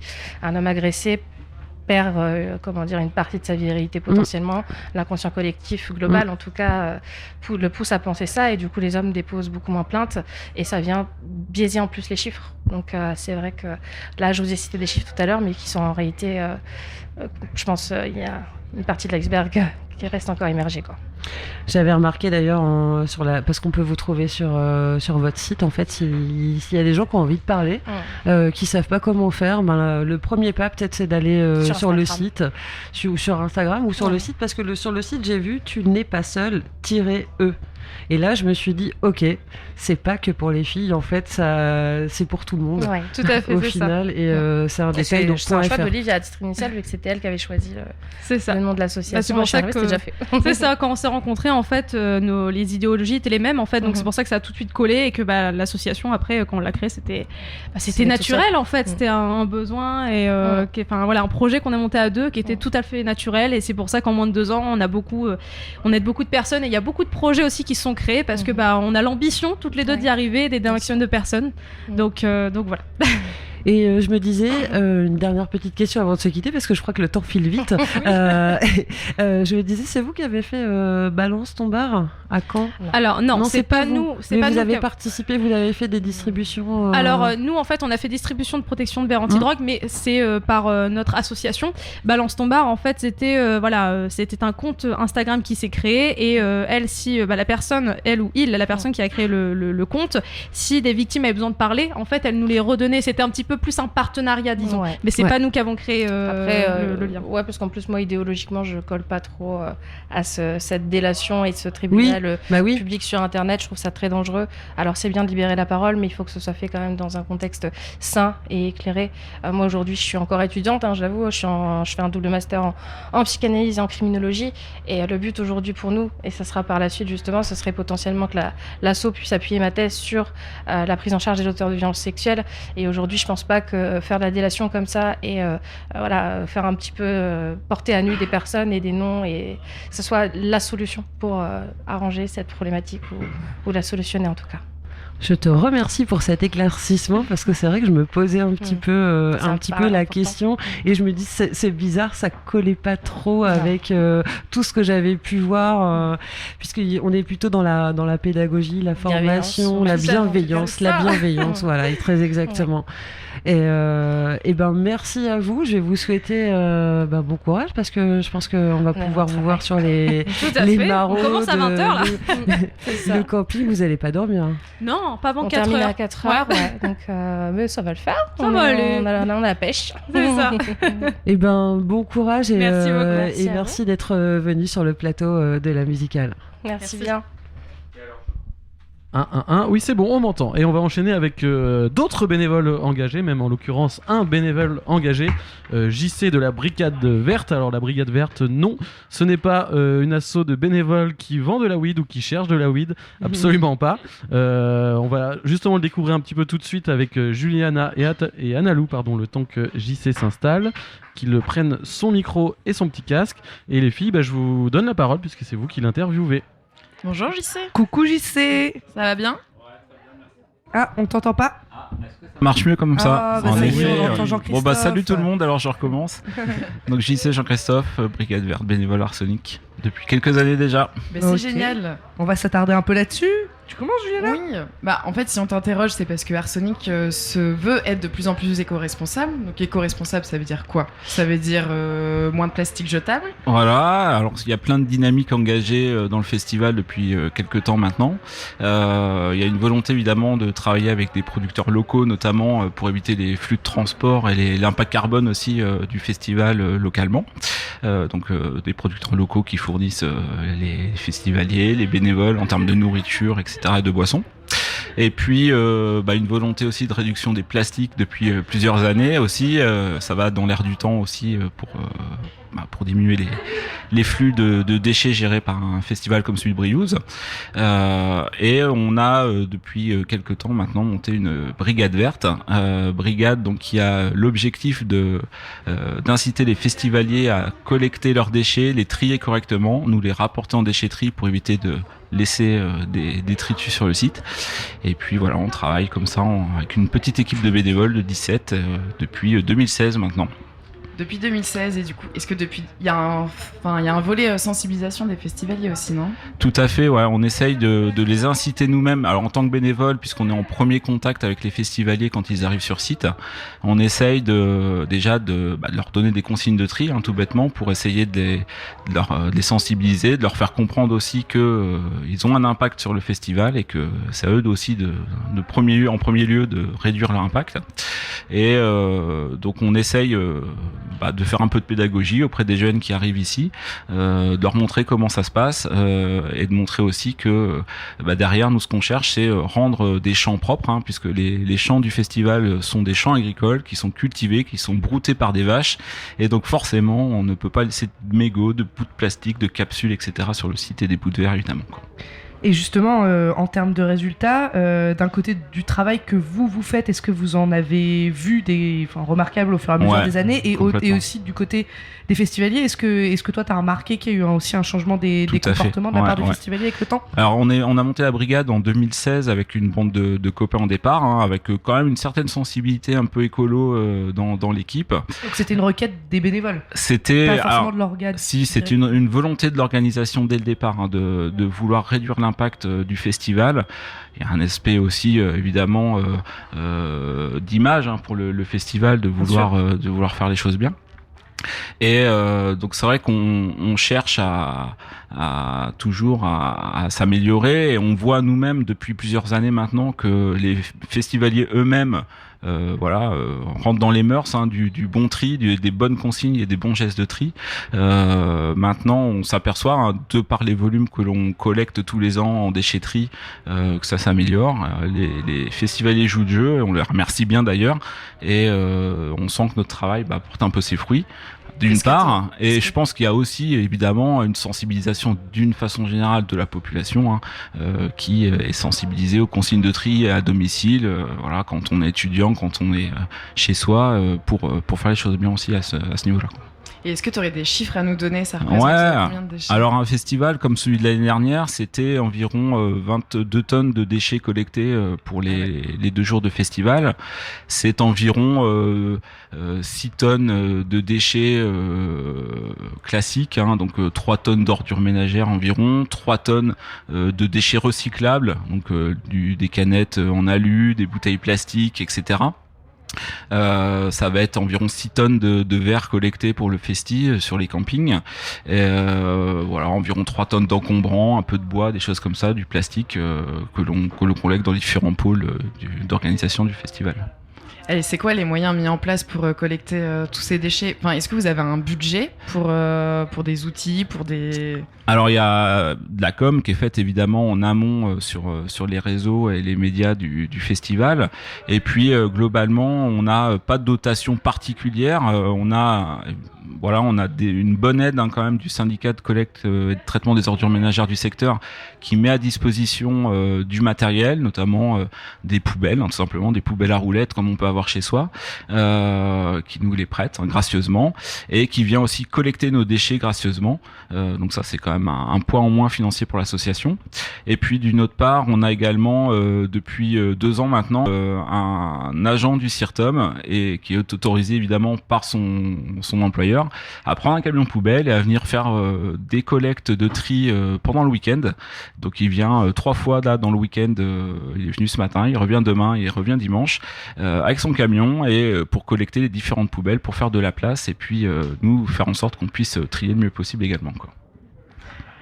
Il paraît qu'il y a une battue qui s'organise le dimanche. Tu peux nous en dire plus là? Alors là, la battue, c'est pas une battue de chasse, hein, loin de là, mais on fait quand même la chasse aux déchets. L'idée, c'est pour nous de, comme je le disais tout à l'heure, hein, de laisser le terrain le plus propre possible, d'enlever tous les détritus qui peuvent traîner dans les fossés, dans les fonds de recoins du camping, etc. Dans les haies également. Voilà, on cherche à préserver les haies. Et on organise donc à partir de 14h, 14h30 le dimanche, quand tout le monde est bien fatigué mais un peu remis quand même du festival, une grande battue qui nous permet donc de rayonner sur l'ensemble du site, hein, donc du site des concerts, également du site camping, du site parking. Donc on s'aligne tout bêtement en battue et on ramasse tous les détritus, le petit mégot, le petit bout de plastique, la petite ficelle, etc. qui traîne, la capsule qui est enterrée dans la terre, et on collecte tout pour vraiment laisser ça nickel à la fin, quoi. Voilà. Pour l'avoir fait une fois, c'est quand même assez impressionnant, parce qu'il y a presque une centaine de bénévoles. C'est ça, ouais. Ah oui. Bah, c'est aussi le fer de lance de cette association Arsonic où globalement il y a un engagement bénévole qui est quand même très très présent. Le dimanche, même si tout le monde est fatigué, on a plein les guibolles, tout le monde prend son courage à deux mains et on y va et on rend le terrain propre le dimanche soir et on refait une dernière battue ultime le mercredi, hein, pour histoire vraiment d'assurer la totalité de la collecte et des petits détritus qui peuvent traîner. Et voilà, on essaye que le mercredi ce soit nickel et qu'il n'y ait plus rien à faire, que les agriculteurs puissent redisposer de leur terrain pour faire ce qu'ils ont envie dessus, quoi. Voilà. Ah, c'est vraiment un travail de fou. Et du coup, justement, est-ce que vous avez des petites pépites de déchets improbables au travers des haies, des trucs comme ça? Il doit bien y avoir des trucs chelous qui vous ont marqué.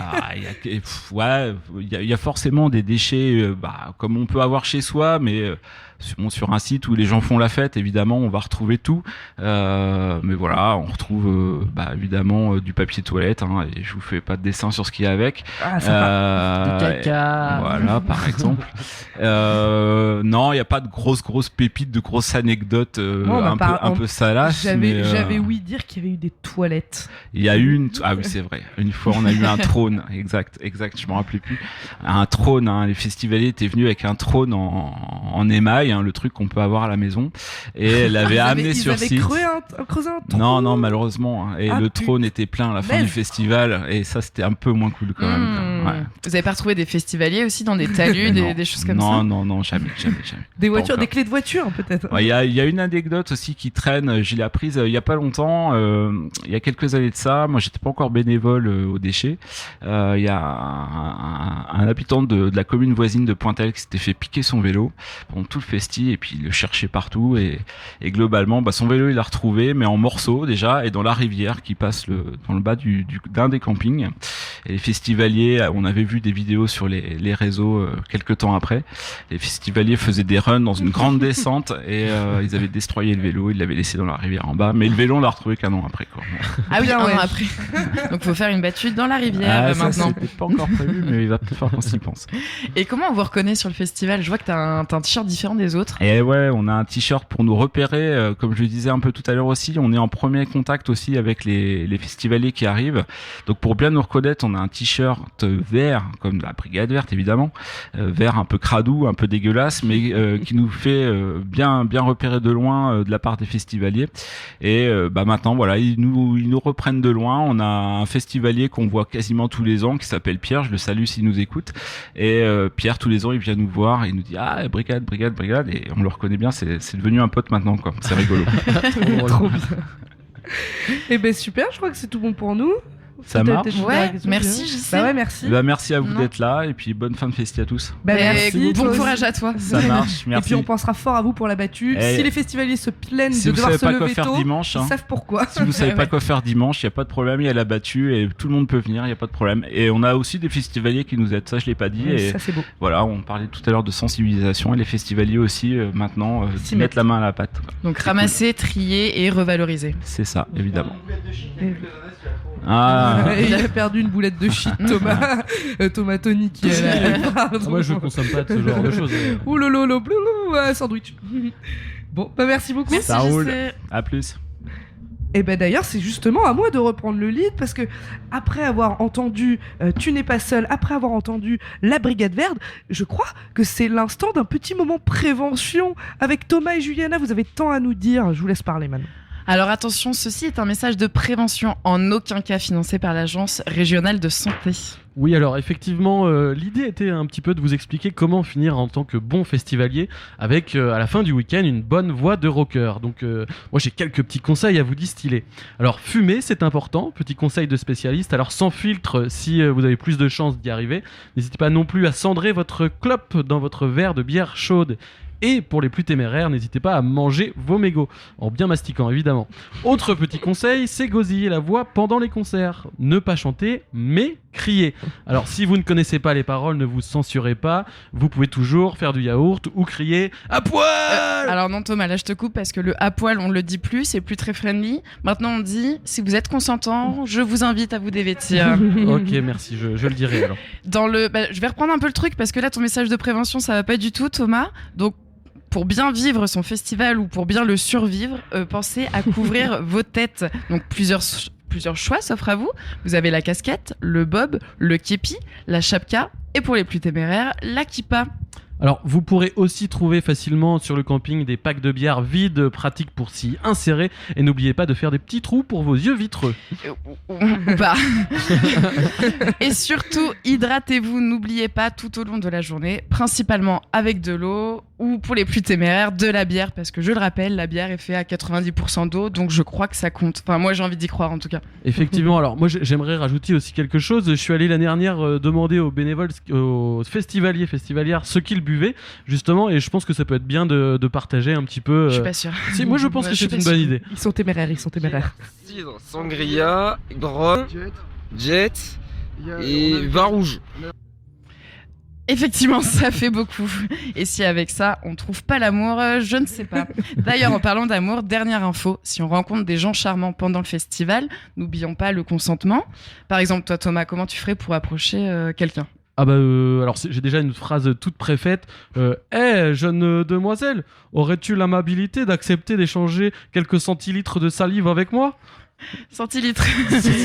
Ça fait beaucoup. Ok, maintenant c'est parfait. Vous avez tous les trucs et astuces pour bien vivre votre festival. Et n'oubliez pas, pour votre santé, buvez, mangez, dansez et chantez. Eh bien, je vous propose qu'on enchaîne avec une Breaking Brews avec Laurence. Quel jingle. Jingle de maison. C'était énorme. Alors, j'ai le droit à 2. Tu as le droit à 2. Tu peux même peut-être rappeler qu'est-ce que le Breaking Brews.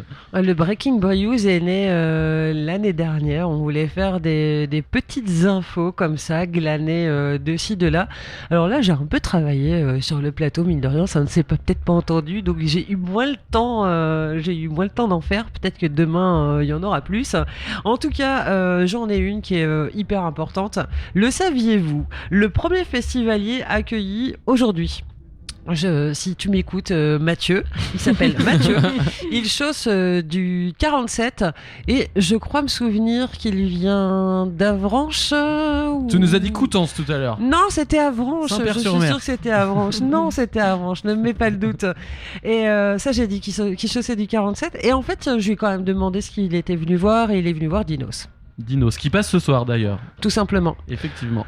Et alors Mathieu ne nous écoute peut-être pas, mais ce n'est pas le cas de Nicole, qui habite dans la grande rue à Briouze. Elle nous écoute. Big up Nicole. Big up Nicole. Big up Nicole. Et à tous ceux qui sont en train de partager un verre avec toi.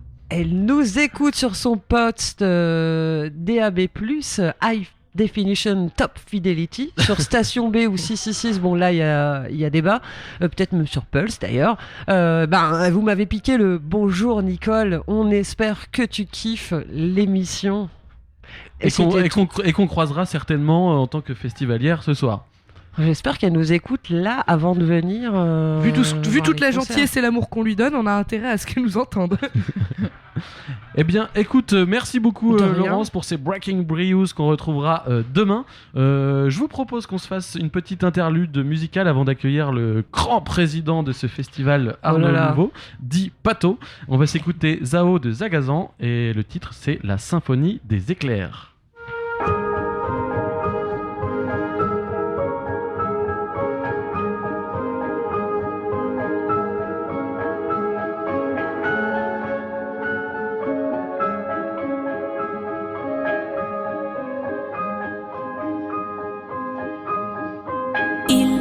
Toujours beau au-dessus des nuages, mais moi si j'étais un oiseau, j'irais danser sous l'orage, je traverserais les nuages comme le fait la lumière, j'écouterais sous la pluie la symphonie des éclairs. Dès sa plus tendre enfance, elle ne savait pas parler autrement qu'en criant tout bas. Pas faute d'essayer de les retenir, s'écrier ces larmes qui les faisaient tant. Il fait toujours beau au-dessus des nuages, mais moi si j'étais un oiseau, j'irais danser sous l'orage, je traverserais les nuages comme le fait la lumière, j'écouterais sous la pluie la symphonie des éclairs. En grandissant, rien ne s'est calmé. Petite tempête s'est trouvée des raisons de pleuvoir autant. Qui pourrait l'aimer franchement? Personne n'aimerait se retrouver au cœur d'une tempête avouée. Il y a des raisons de pleurer, elle a ses raisons, mais il fait toujours beau au-dessus des nuages. Mais moi si j'étais un oiseau, j'irais danser sous l'orage, je traverserais les nuages comme le fait la lumière, j'écouterais sous la pluie la symphonie des éclairs.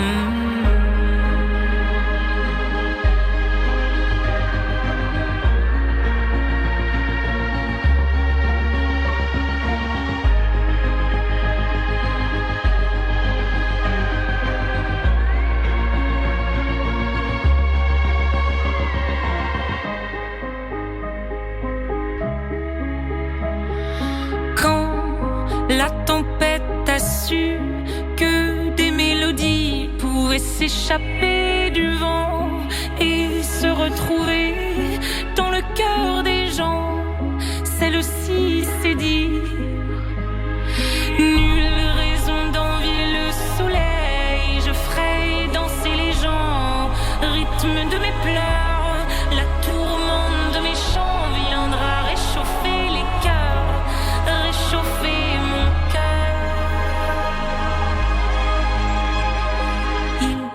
toujours beau au-dessus des nuages, mais moi je suis de ces oiseaux qui nous font danser sous l'orage. Je traverserai tous les nuages pour trouver la lumière en chantant sous la pluie la symphonie des éclairs.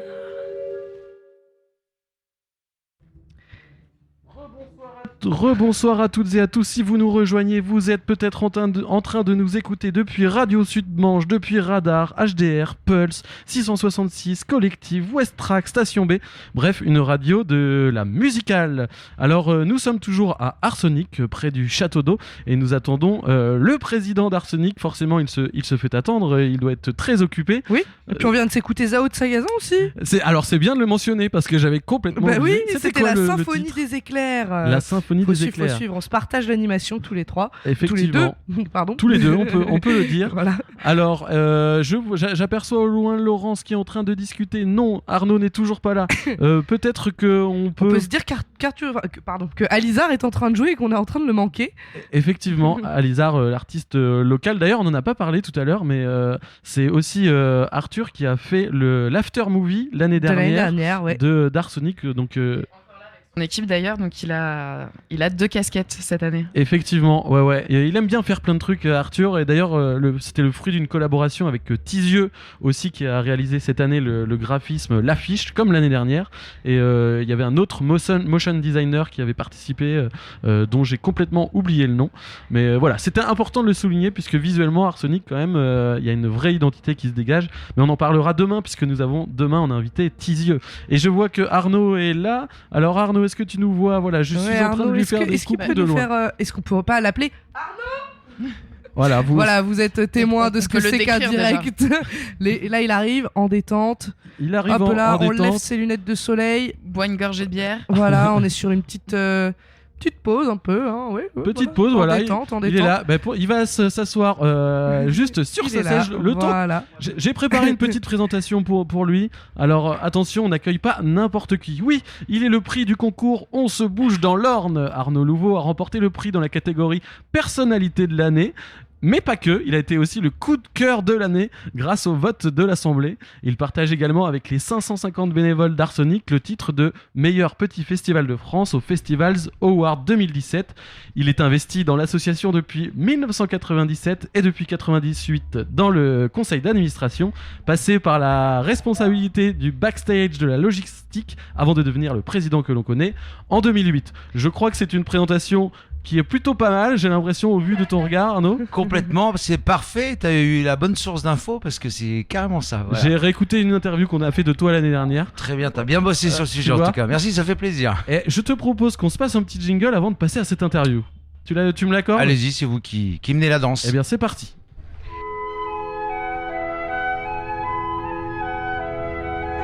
Le soleil se lève sur le charmant village de Briouze. Les bénévoles sont prêts à fouler le terrain de leurs petits pieds tout propres et seront logés au Relais Château de Briouze, aka leur tente toute fraîche pour un week-end du camping. Effectivement, Nalou, nous sommes ici présents dans une charmante petite bourgade de 2526 habitants qui accueille le plus grand événement culturel de l'Orne. Ici, ça sent bon le camembert Gillot, le calva, la bière et à ce moment de l'année plus particulièrement, la sueur, la bonne humeur et parfois le vomi de nos amis festivaliers.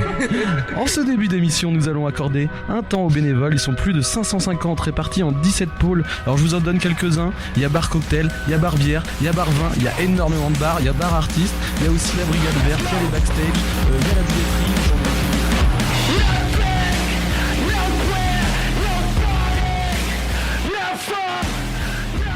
Wouh! Alors ça, c'est un sacré jingle. Il fallait quand même qu'on le passe avant de t'accueillir quand même. Carrément, ça fait hyper plaisir. C'est hyper bien bossé. Bravo à vous. Eh bien, merci à toi, Arnaud. Alors peut-être petite question avant de parler justement de l'historique. Comment est-ce que c'est la température là ? Les premiers concerts ont été lancés il y a 15 minutes. Comment tu sens la vibes là ? Tout à fait. C'est très calme, c'est des petits jeuneaux, tu sais, qui débarquent. Là, ils rentrent pour découvrir notre site pour la plupart, parce que il y a quand même beaucoup, des 16-25 ans, tu vois, des petits ados et bientôt majeurs. Mais ils sont très calmes. Je pense que la tendance va changer dans quelques heures, à mon avis. Hein. Mais voilà, ça rentre, c'est zen, attitude. Ils sont installés depuis 13 heures dans nos campings. Voilà, on a ouvert les portes à 19h, premier show qui est en cours 19h25. Tout est calé, tout est carré, ils sont tout mignons, ils attendent pour certains beaucoup l'arrivée de Dinos, hein, ils sont déjà au pied des crash barrières, donc voilà. Non, c'est plutôt cool, nous on est assez, même nous on est assez zen en tout cas pour ce démarrage de cette 26e édition. Ça a l'air, en plus il fait super beau, donc le temps le temps est nickel, pas trop chaud, pas trop froid. Impeccable, pas de pluie. Non, c'est du propre Arsenic, ça. Voilà, on va être bien cette année. On va être bien. Ouais. Alors peut-être qu'on va pouvoir refaire un bond dans le passé avec toi. Ouais, pas trop, ça me vieillit. Ça. Voilà. Franchement, t'es pas prêt à ce qui va se passer. Bref, je t'en dis pas plus. Ok. Là, on fête la 26e édition cette année. Ouais. Il y a eu 3 lieux. Peut-être qu'on peut revenir sur chacun des lieux. Ça a démarré au Marché aux Veaux à Briouze, c'est ça ? Tout à fait, Marché aux Veaux à Briouze en 1997. Alors moi, j'étais pas à l'origine de l'association puisque je suis arrivé qu'en 97. L'asso a été créé en 95. Moi, j'étais festivalier pour le premier concert sous les Halles en 96 et après direct, je me suis mis bénévole dans l'association. Donc oui, Marché au Veau, c'est très très très loin hein, dans ma mémoire, mais bon souvenir parce qu'à l'époque, on faisait aussi beaucoup de punk rock et du reggae, donc c'était une musique actuelle qui était complètement différente de ce qu'on peut faire maintenant. Mais en tous les cas, on était sur voilà une jauge à 700, 800 personnes, ce qui était déjà pas mal dans un petit bourg comme le nôtre. Je pense que les habitants étaient un peu étonnés voilà, de ce qui leur arrivait. Mais visiblement, ce qu'on peut appeler la troisième génération aujourd'hui, il y en a beaucoup qui sont bénévoles d'ailleurs. Ouais, beaucoup, ouais, beaucoup. On est 540 bénévoles, hein, donc c'est des purs Briousains, j'ai envie de dire. Ils ont tous un lien, en tout cas avec Briouze, que ce soit par la famille, par y avoir habité ou voilà, ou bossé ou.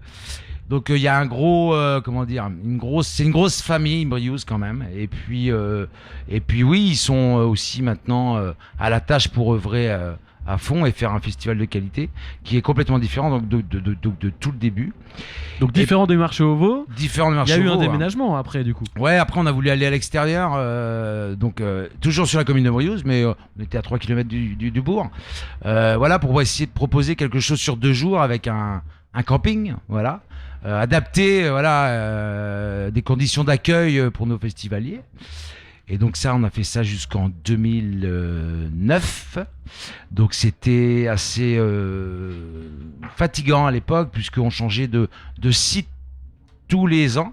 Donc il fallait à chaque fois repenser tout le fonctionnement, que ce soit organisationnel, sécurité, sens pour venir à notre festival. Voilà, on partait de rien, quoi. C'était éprouvant. Oui, parce qu'en plus, avec une jauge comme ça, il y a rien. On est dans des champs. Donc voilà, on n'a rien, on partait à zéro. Les moyens de communication n'étaient pas les mêmes non plus à l'époque. Tout à fait. Il fallait aller voir les agriculteurs, négocier avec eux qu'ils fassent pas de la culture, qu'ils laissent en air. Enfin, c'était compliqué, quoi. Et puis en 2007, pour la petite histoire, on s'est vautré, mais clairement, parce qu'on était dans le fin fond de la campagne et parce qu'il a plu et que c'était une vraie galère et que voilà et qu'on avait fait une programmation aussi un peu audacieuse. Joey Star, je crois. Joey Star, ouais. Et puis j'ai plus les noms en tête qui me viennent tout de suite, mais en tout cas c'était une belle programmation, peut-être un trop recherchée, et voilà, on s'est planté. Donc après on a rebondi et on voulait absolument déménager, trouver une vraie maison, comme je dis. Donc on a refait 2 années dans des champs encore, et après on avait surveillé ce terrain du château d'eau. On avait étudié comment on pourrait l'aménager et du coup on a foncé, on est parti sur ce projet-là parce qu'on avait marre de bouger, on voulait un truc fixe et en plus il y avait le château d'eau, c'était top quoi. Il y avait une statue au milieu de ce terrain-là, il fallait s'en servir. Il y a le beau totem de Briouze. Et la preuve, pour cette année on va faire du mapping dessus, donc tu vois, ça, on a évolué aussi avec ce site, ce qui nous a permis aussi d'aménager, faire des choses fixes. Voilà, comme tous les accès pour leurs gars. Mais il fallait aussi quand même aller négocier avec des agriculteurs qui nous louent les champs autour pour les campings, les parkings. Donc il fallait penser à un vrai projet, un gros projet. C'était vraiment compliqué. J'ai dû faire venir le sous-préfet 2 fois à l'époque. Parce que la première fois, il m'avait dit non. Deuxième fois, j'ai fait le commercial un peu, toi, du truc. Tu sais faire ça? Ouais, je pense, j'ai su faire. Et du coup, il m'a même dit, l'année d'après, il m'a dit, bon, on avait fait de vous faire confiance parce que c'est vraiment top, c'est adapté, quoi.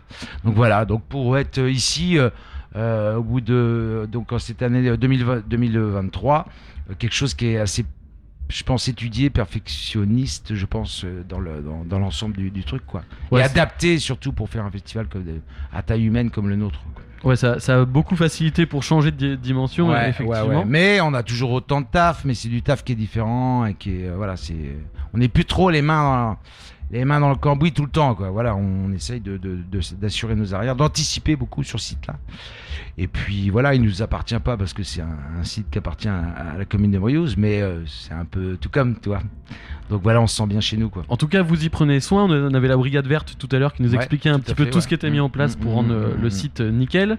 Alors, je change un petit peu de sujet. L'année dernière, tu t'étais confié à notre micro et on t'avait demandé un souvenir de l'année 1. Ah là là, et tu sais quoi, il a jamais été diffusé. Alors pourquoi pas le diffuser aujourd'hui? Je sais pas ce que t'en penses, Tony, je te laisse l'envoyer. Et je me rappelle me réveiller là, assis au pied de l'arbre, voilà, sans trop savoir finalement ce que je faisais là. J'avais 18 ans, hein, ouais, c'est même pas 17 ans, je crois. Donc voilà, après je me rappelle que c'était impressionnant, même de voir des artistes. J'avais jamais vu des artistes sur une scène, moi. Enfin, je savais pas ce que c'était. Hein. Moi, c'était boîte de nuit ou baluche, tu vois. Et là, ouais, c'est là que j'ai commencé à découvrir le punk rock. Et après, je suis parti, pas en sucette, mais je suis parti à fond là-dedans, et voilà. Ouais. Et voilà, on en est là aujourd'hui à cette 26e édition. Alors, petite question au piège, est-ce que tu te souviens de la prog de cette première année en 96 ? Ouais, je crois. Par Bob Lézard. Ouais, exactement. Parabellum. Non, c'était l'année d'après. Ah non, je l'ai pas, ouais. Alors, Bob Lézard, tu me pièges là, c'est pas cool. Un groupe qui est venu au moins 3 fois, 3 voire 4 fois. Un groupe de ska. De ska ? Ouais. Si je te dis la Ruda Salsa. Ah, la Ruda, bah oui, c'est comme une évidence, bah oui. 4 fois, bah non, parce que il y a Massisteria aussi qui est venu pas mal de fois, mais c'est vrai que ça me parlait pas parce que Mass sont pas venus au tout début. La Ruda, ouais. Rude Boy System, non ? Non, mais on avait par contre Ludwig von 88. Ah, Ludwig, mais oui, Ludwig, voilà. oui, exact.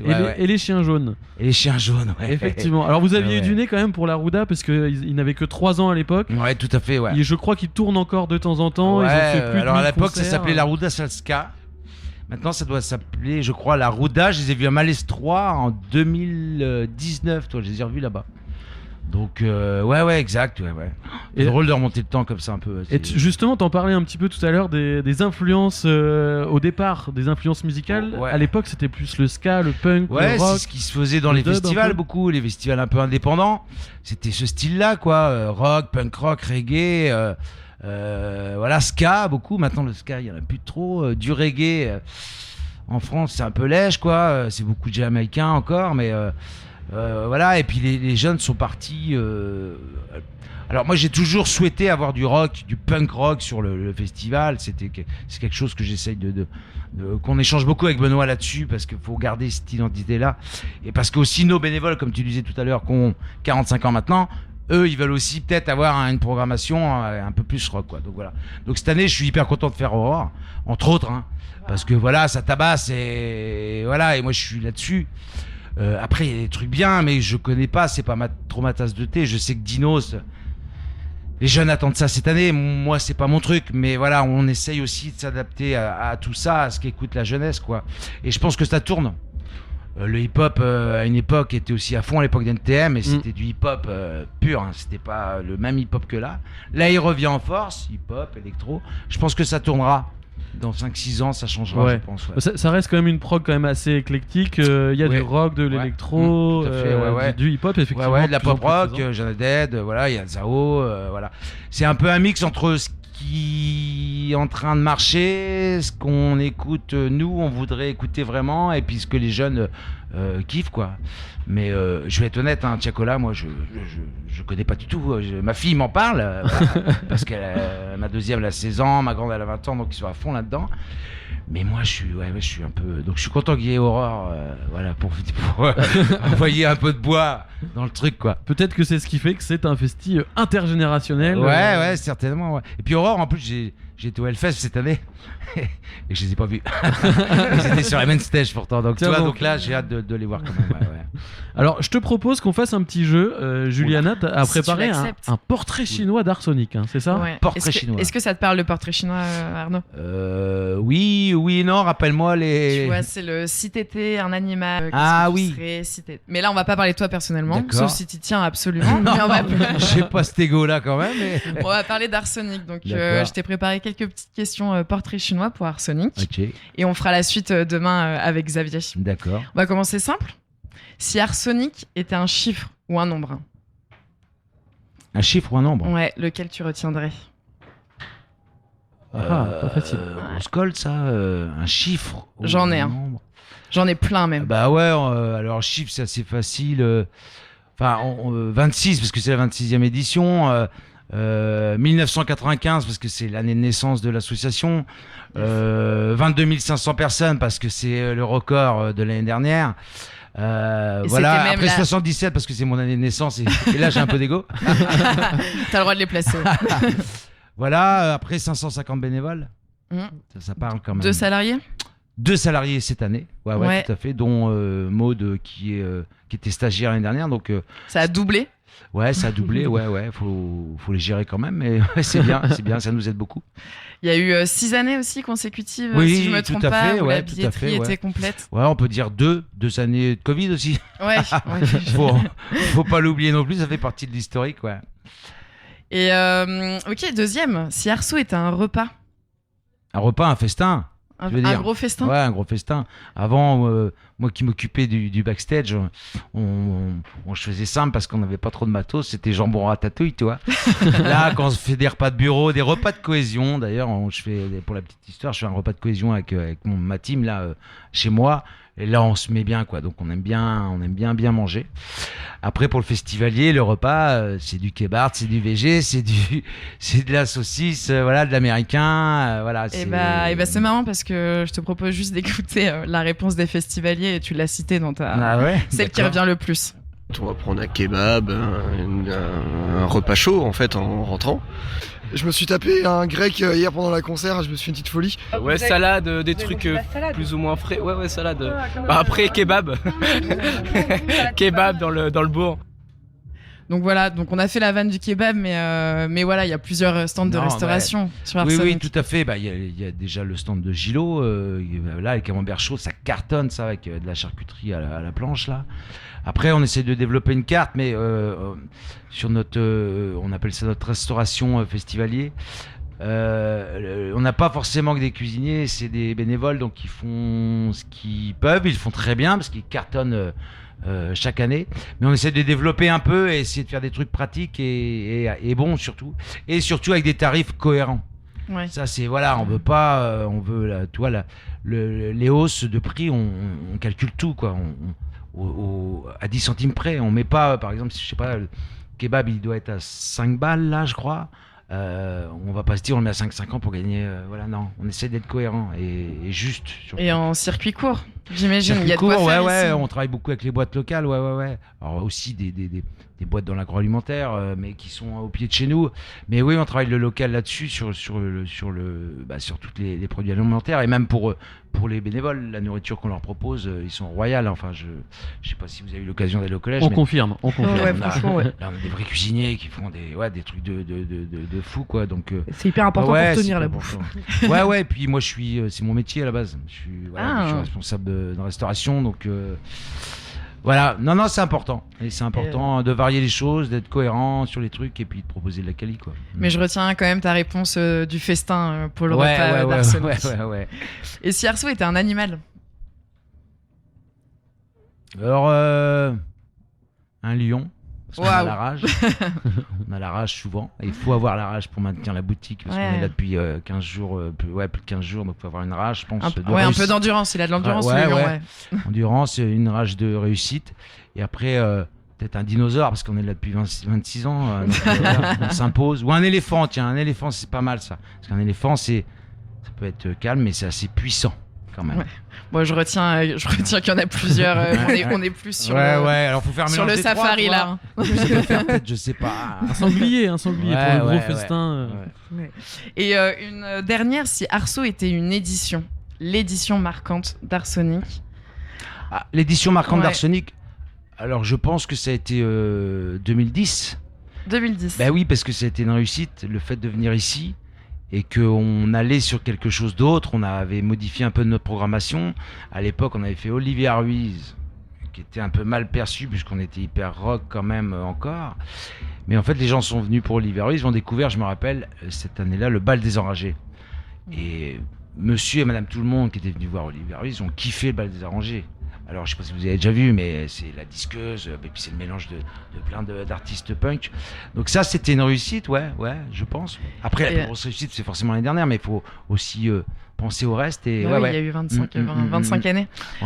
Une année marquante chez les bénévoles, en tout cas, quand on réécoutait les micro-trottoirs de l'année dernière.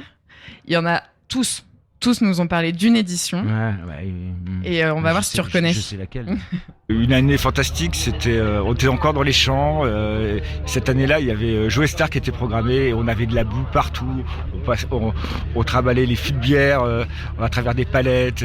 C'était folklore, c'était sympa, quoi. Voilà. Et il a quand même dit fantastique. Hein. Enfin, vous avez des bénévoles qui ressemblent bien à des lions. Je pense qu'il n'était pas à ma place. Moi, j'étais à l'époque, je m'occupais de la logistique. Et je peux dire que le fantastique, c'était pas. Elle a été marquante, elle a été éprouvante. Et j'ai fait mon deuil de cette édition-là, parce qu'on a rebondi. On a su rebondir aussi.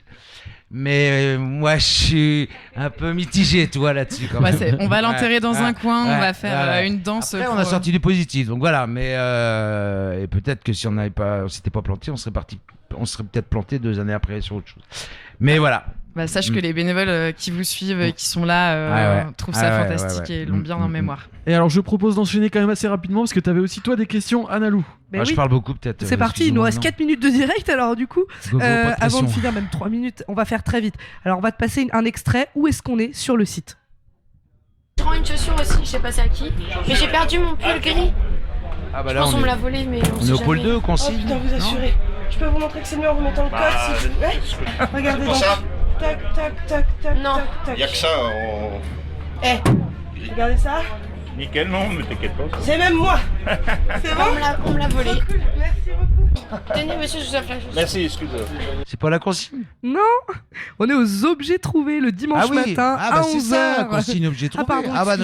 Pardon, on n'a pas les mêmes termes. Voilà, excusez-moi, la on n'a pas le même conciergerie, genre. objet trouvé. Voilà, tout à c'est fait. ça. Allez, on enchaîne. Qui sont ces bénévoles? Il y en a week-end. On fait la même chose que depuis 22 ans. Ça, c'est Joseph, qu'on est sur le site pour tous les spectateurs qui ont besoin de nous. Il y a un fond d'équipe qui est là depuis toujours. Oui. Il y en a même qui ont commencé à Arsonic quand c'était encore sous la halle. Et ben voilà, donc c'était Joseph qui connaissait les bénévoles. Des vieux partenaires qui tiennent la route. Dernier extrait. Ça, c'était en quelle année? En 2000, là où on a fait un show exceptionnel de Massisteria qui restera longtemps dans les mémoires. Il avait été enregistré en console et le son, il est passé un peu partout. À l'époque, c'était assez exceptionnel de retrouver le son du concert un peu à droite à gauche sur des CD, sur des disques durs. Bon, maintenant, on parle même plus de ça parce que avec les réseaux sociaux, c'est encore autre chose. Et ça, c'était un super concert. Il y a eu un moment, il n'y avait plus de lumière, il restait le son, et le concert continuait. Non, ça c'était aussi un super souvenir, Massisteria en 2000. J'étais à l'armée. Bravo. Fallait que je remonte le lundi, j'avais les boules. Et vite fait, en une petite minute, raconte-nous du coup comment ça se passe le métier de programmateur pour Benoît, parce qu'on sait que c'est pas son métier à l'année. À côté, il est charpentier couvreur sur Blues. Surtout une grosse entreprise de charpente. Et du coup, comment ça se passe justement d'avoir ce métier à côté, et ce qui est le cas en fait pour beaucoup de membres de l'organe, non? Eh bah ouais, on est tous bénévoles dans le conseil d'administration, donc on a tous notre job et on a tous des jobs à haute responsabilité, je pense. Même notre trésorier, Michael, il est c'est un directeur financier d'une grosse boîte, et le temps qu'il passe dans l'assaut, parce qu'il y a la prog, mais il y a aussi tous ces à côté-là, la compta, la logistique, c'est énorme. On prend sur notre temps perso beaucoup. Et nos familles nous aident beaucoup par le fait de nous laisser le temps. Mais ouais, on s'organise, on fait différemment, on est un peu fou, je pense. Et voilà, on s'adapte. Et je suis désolé, il nous reste 1 minute. On va pas avoir le temps de te parler de la soirée de bénévoles qui est organisée, qui motive. Mais comment vous savez ça? Tous les bénévoles, parce qu'on l'a déjà fait. On finit en pogo, même la soirée en général. Il y a aussi un petit discours qui est suivi d'une tombola avec des cadeaux pour les bénévoles. Donc c'est vrai que ça motive aussi pas mal. Bravo pour tous les bénévoles. Bravo au conseil d'administration, au noyau dur.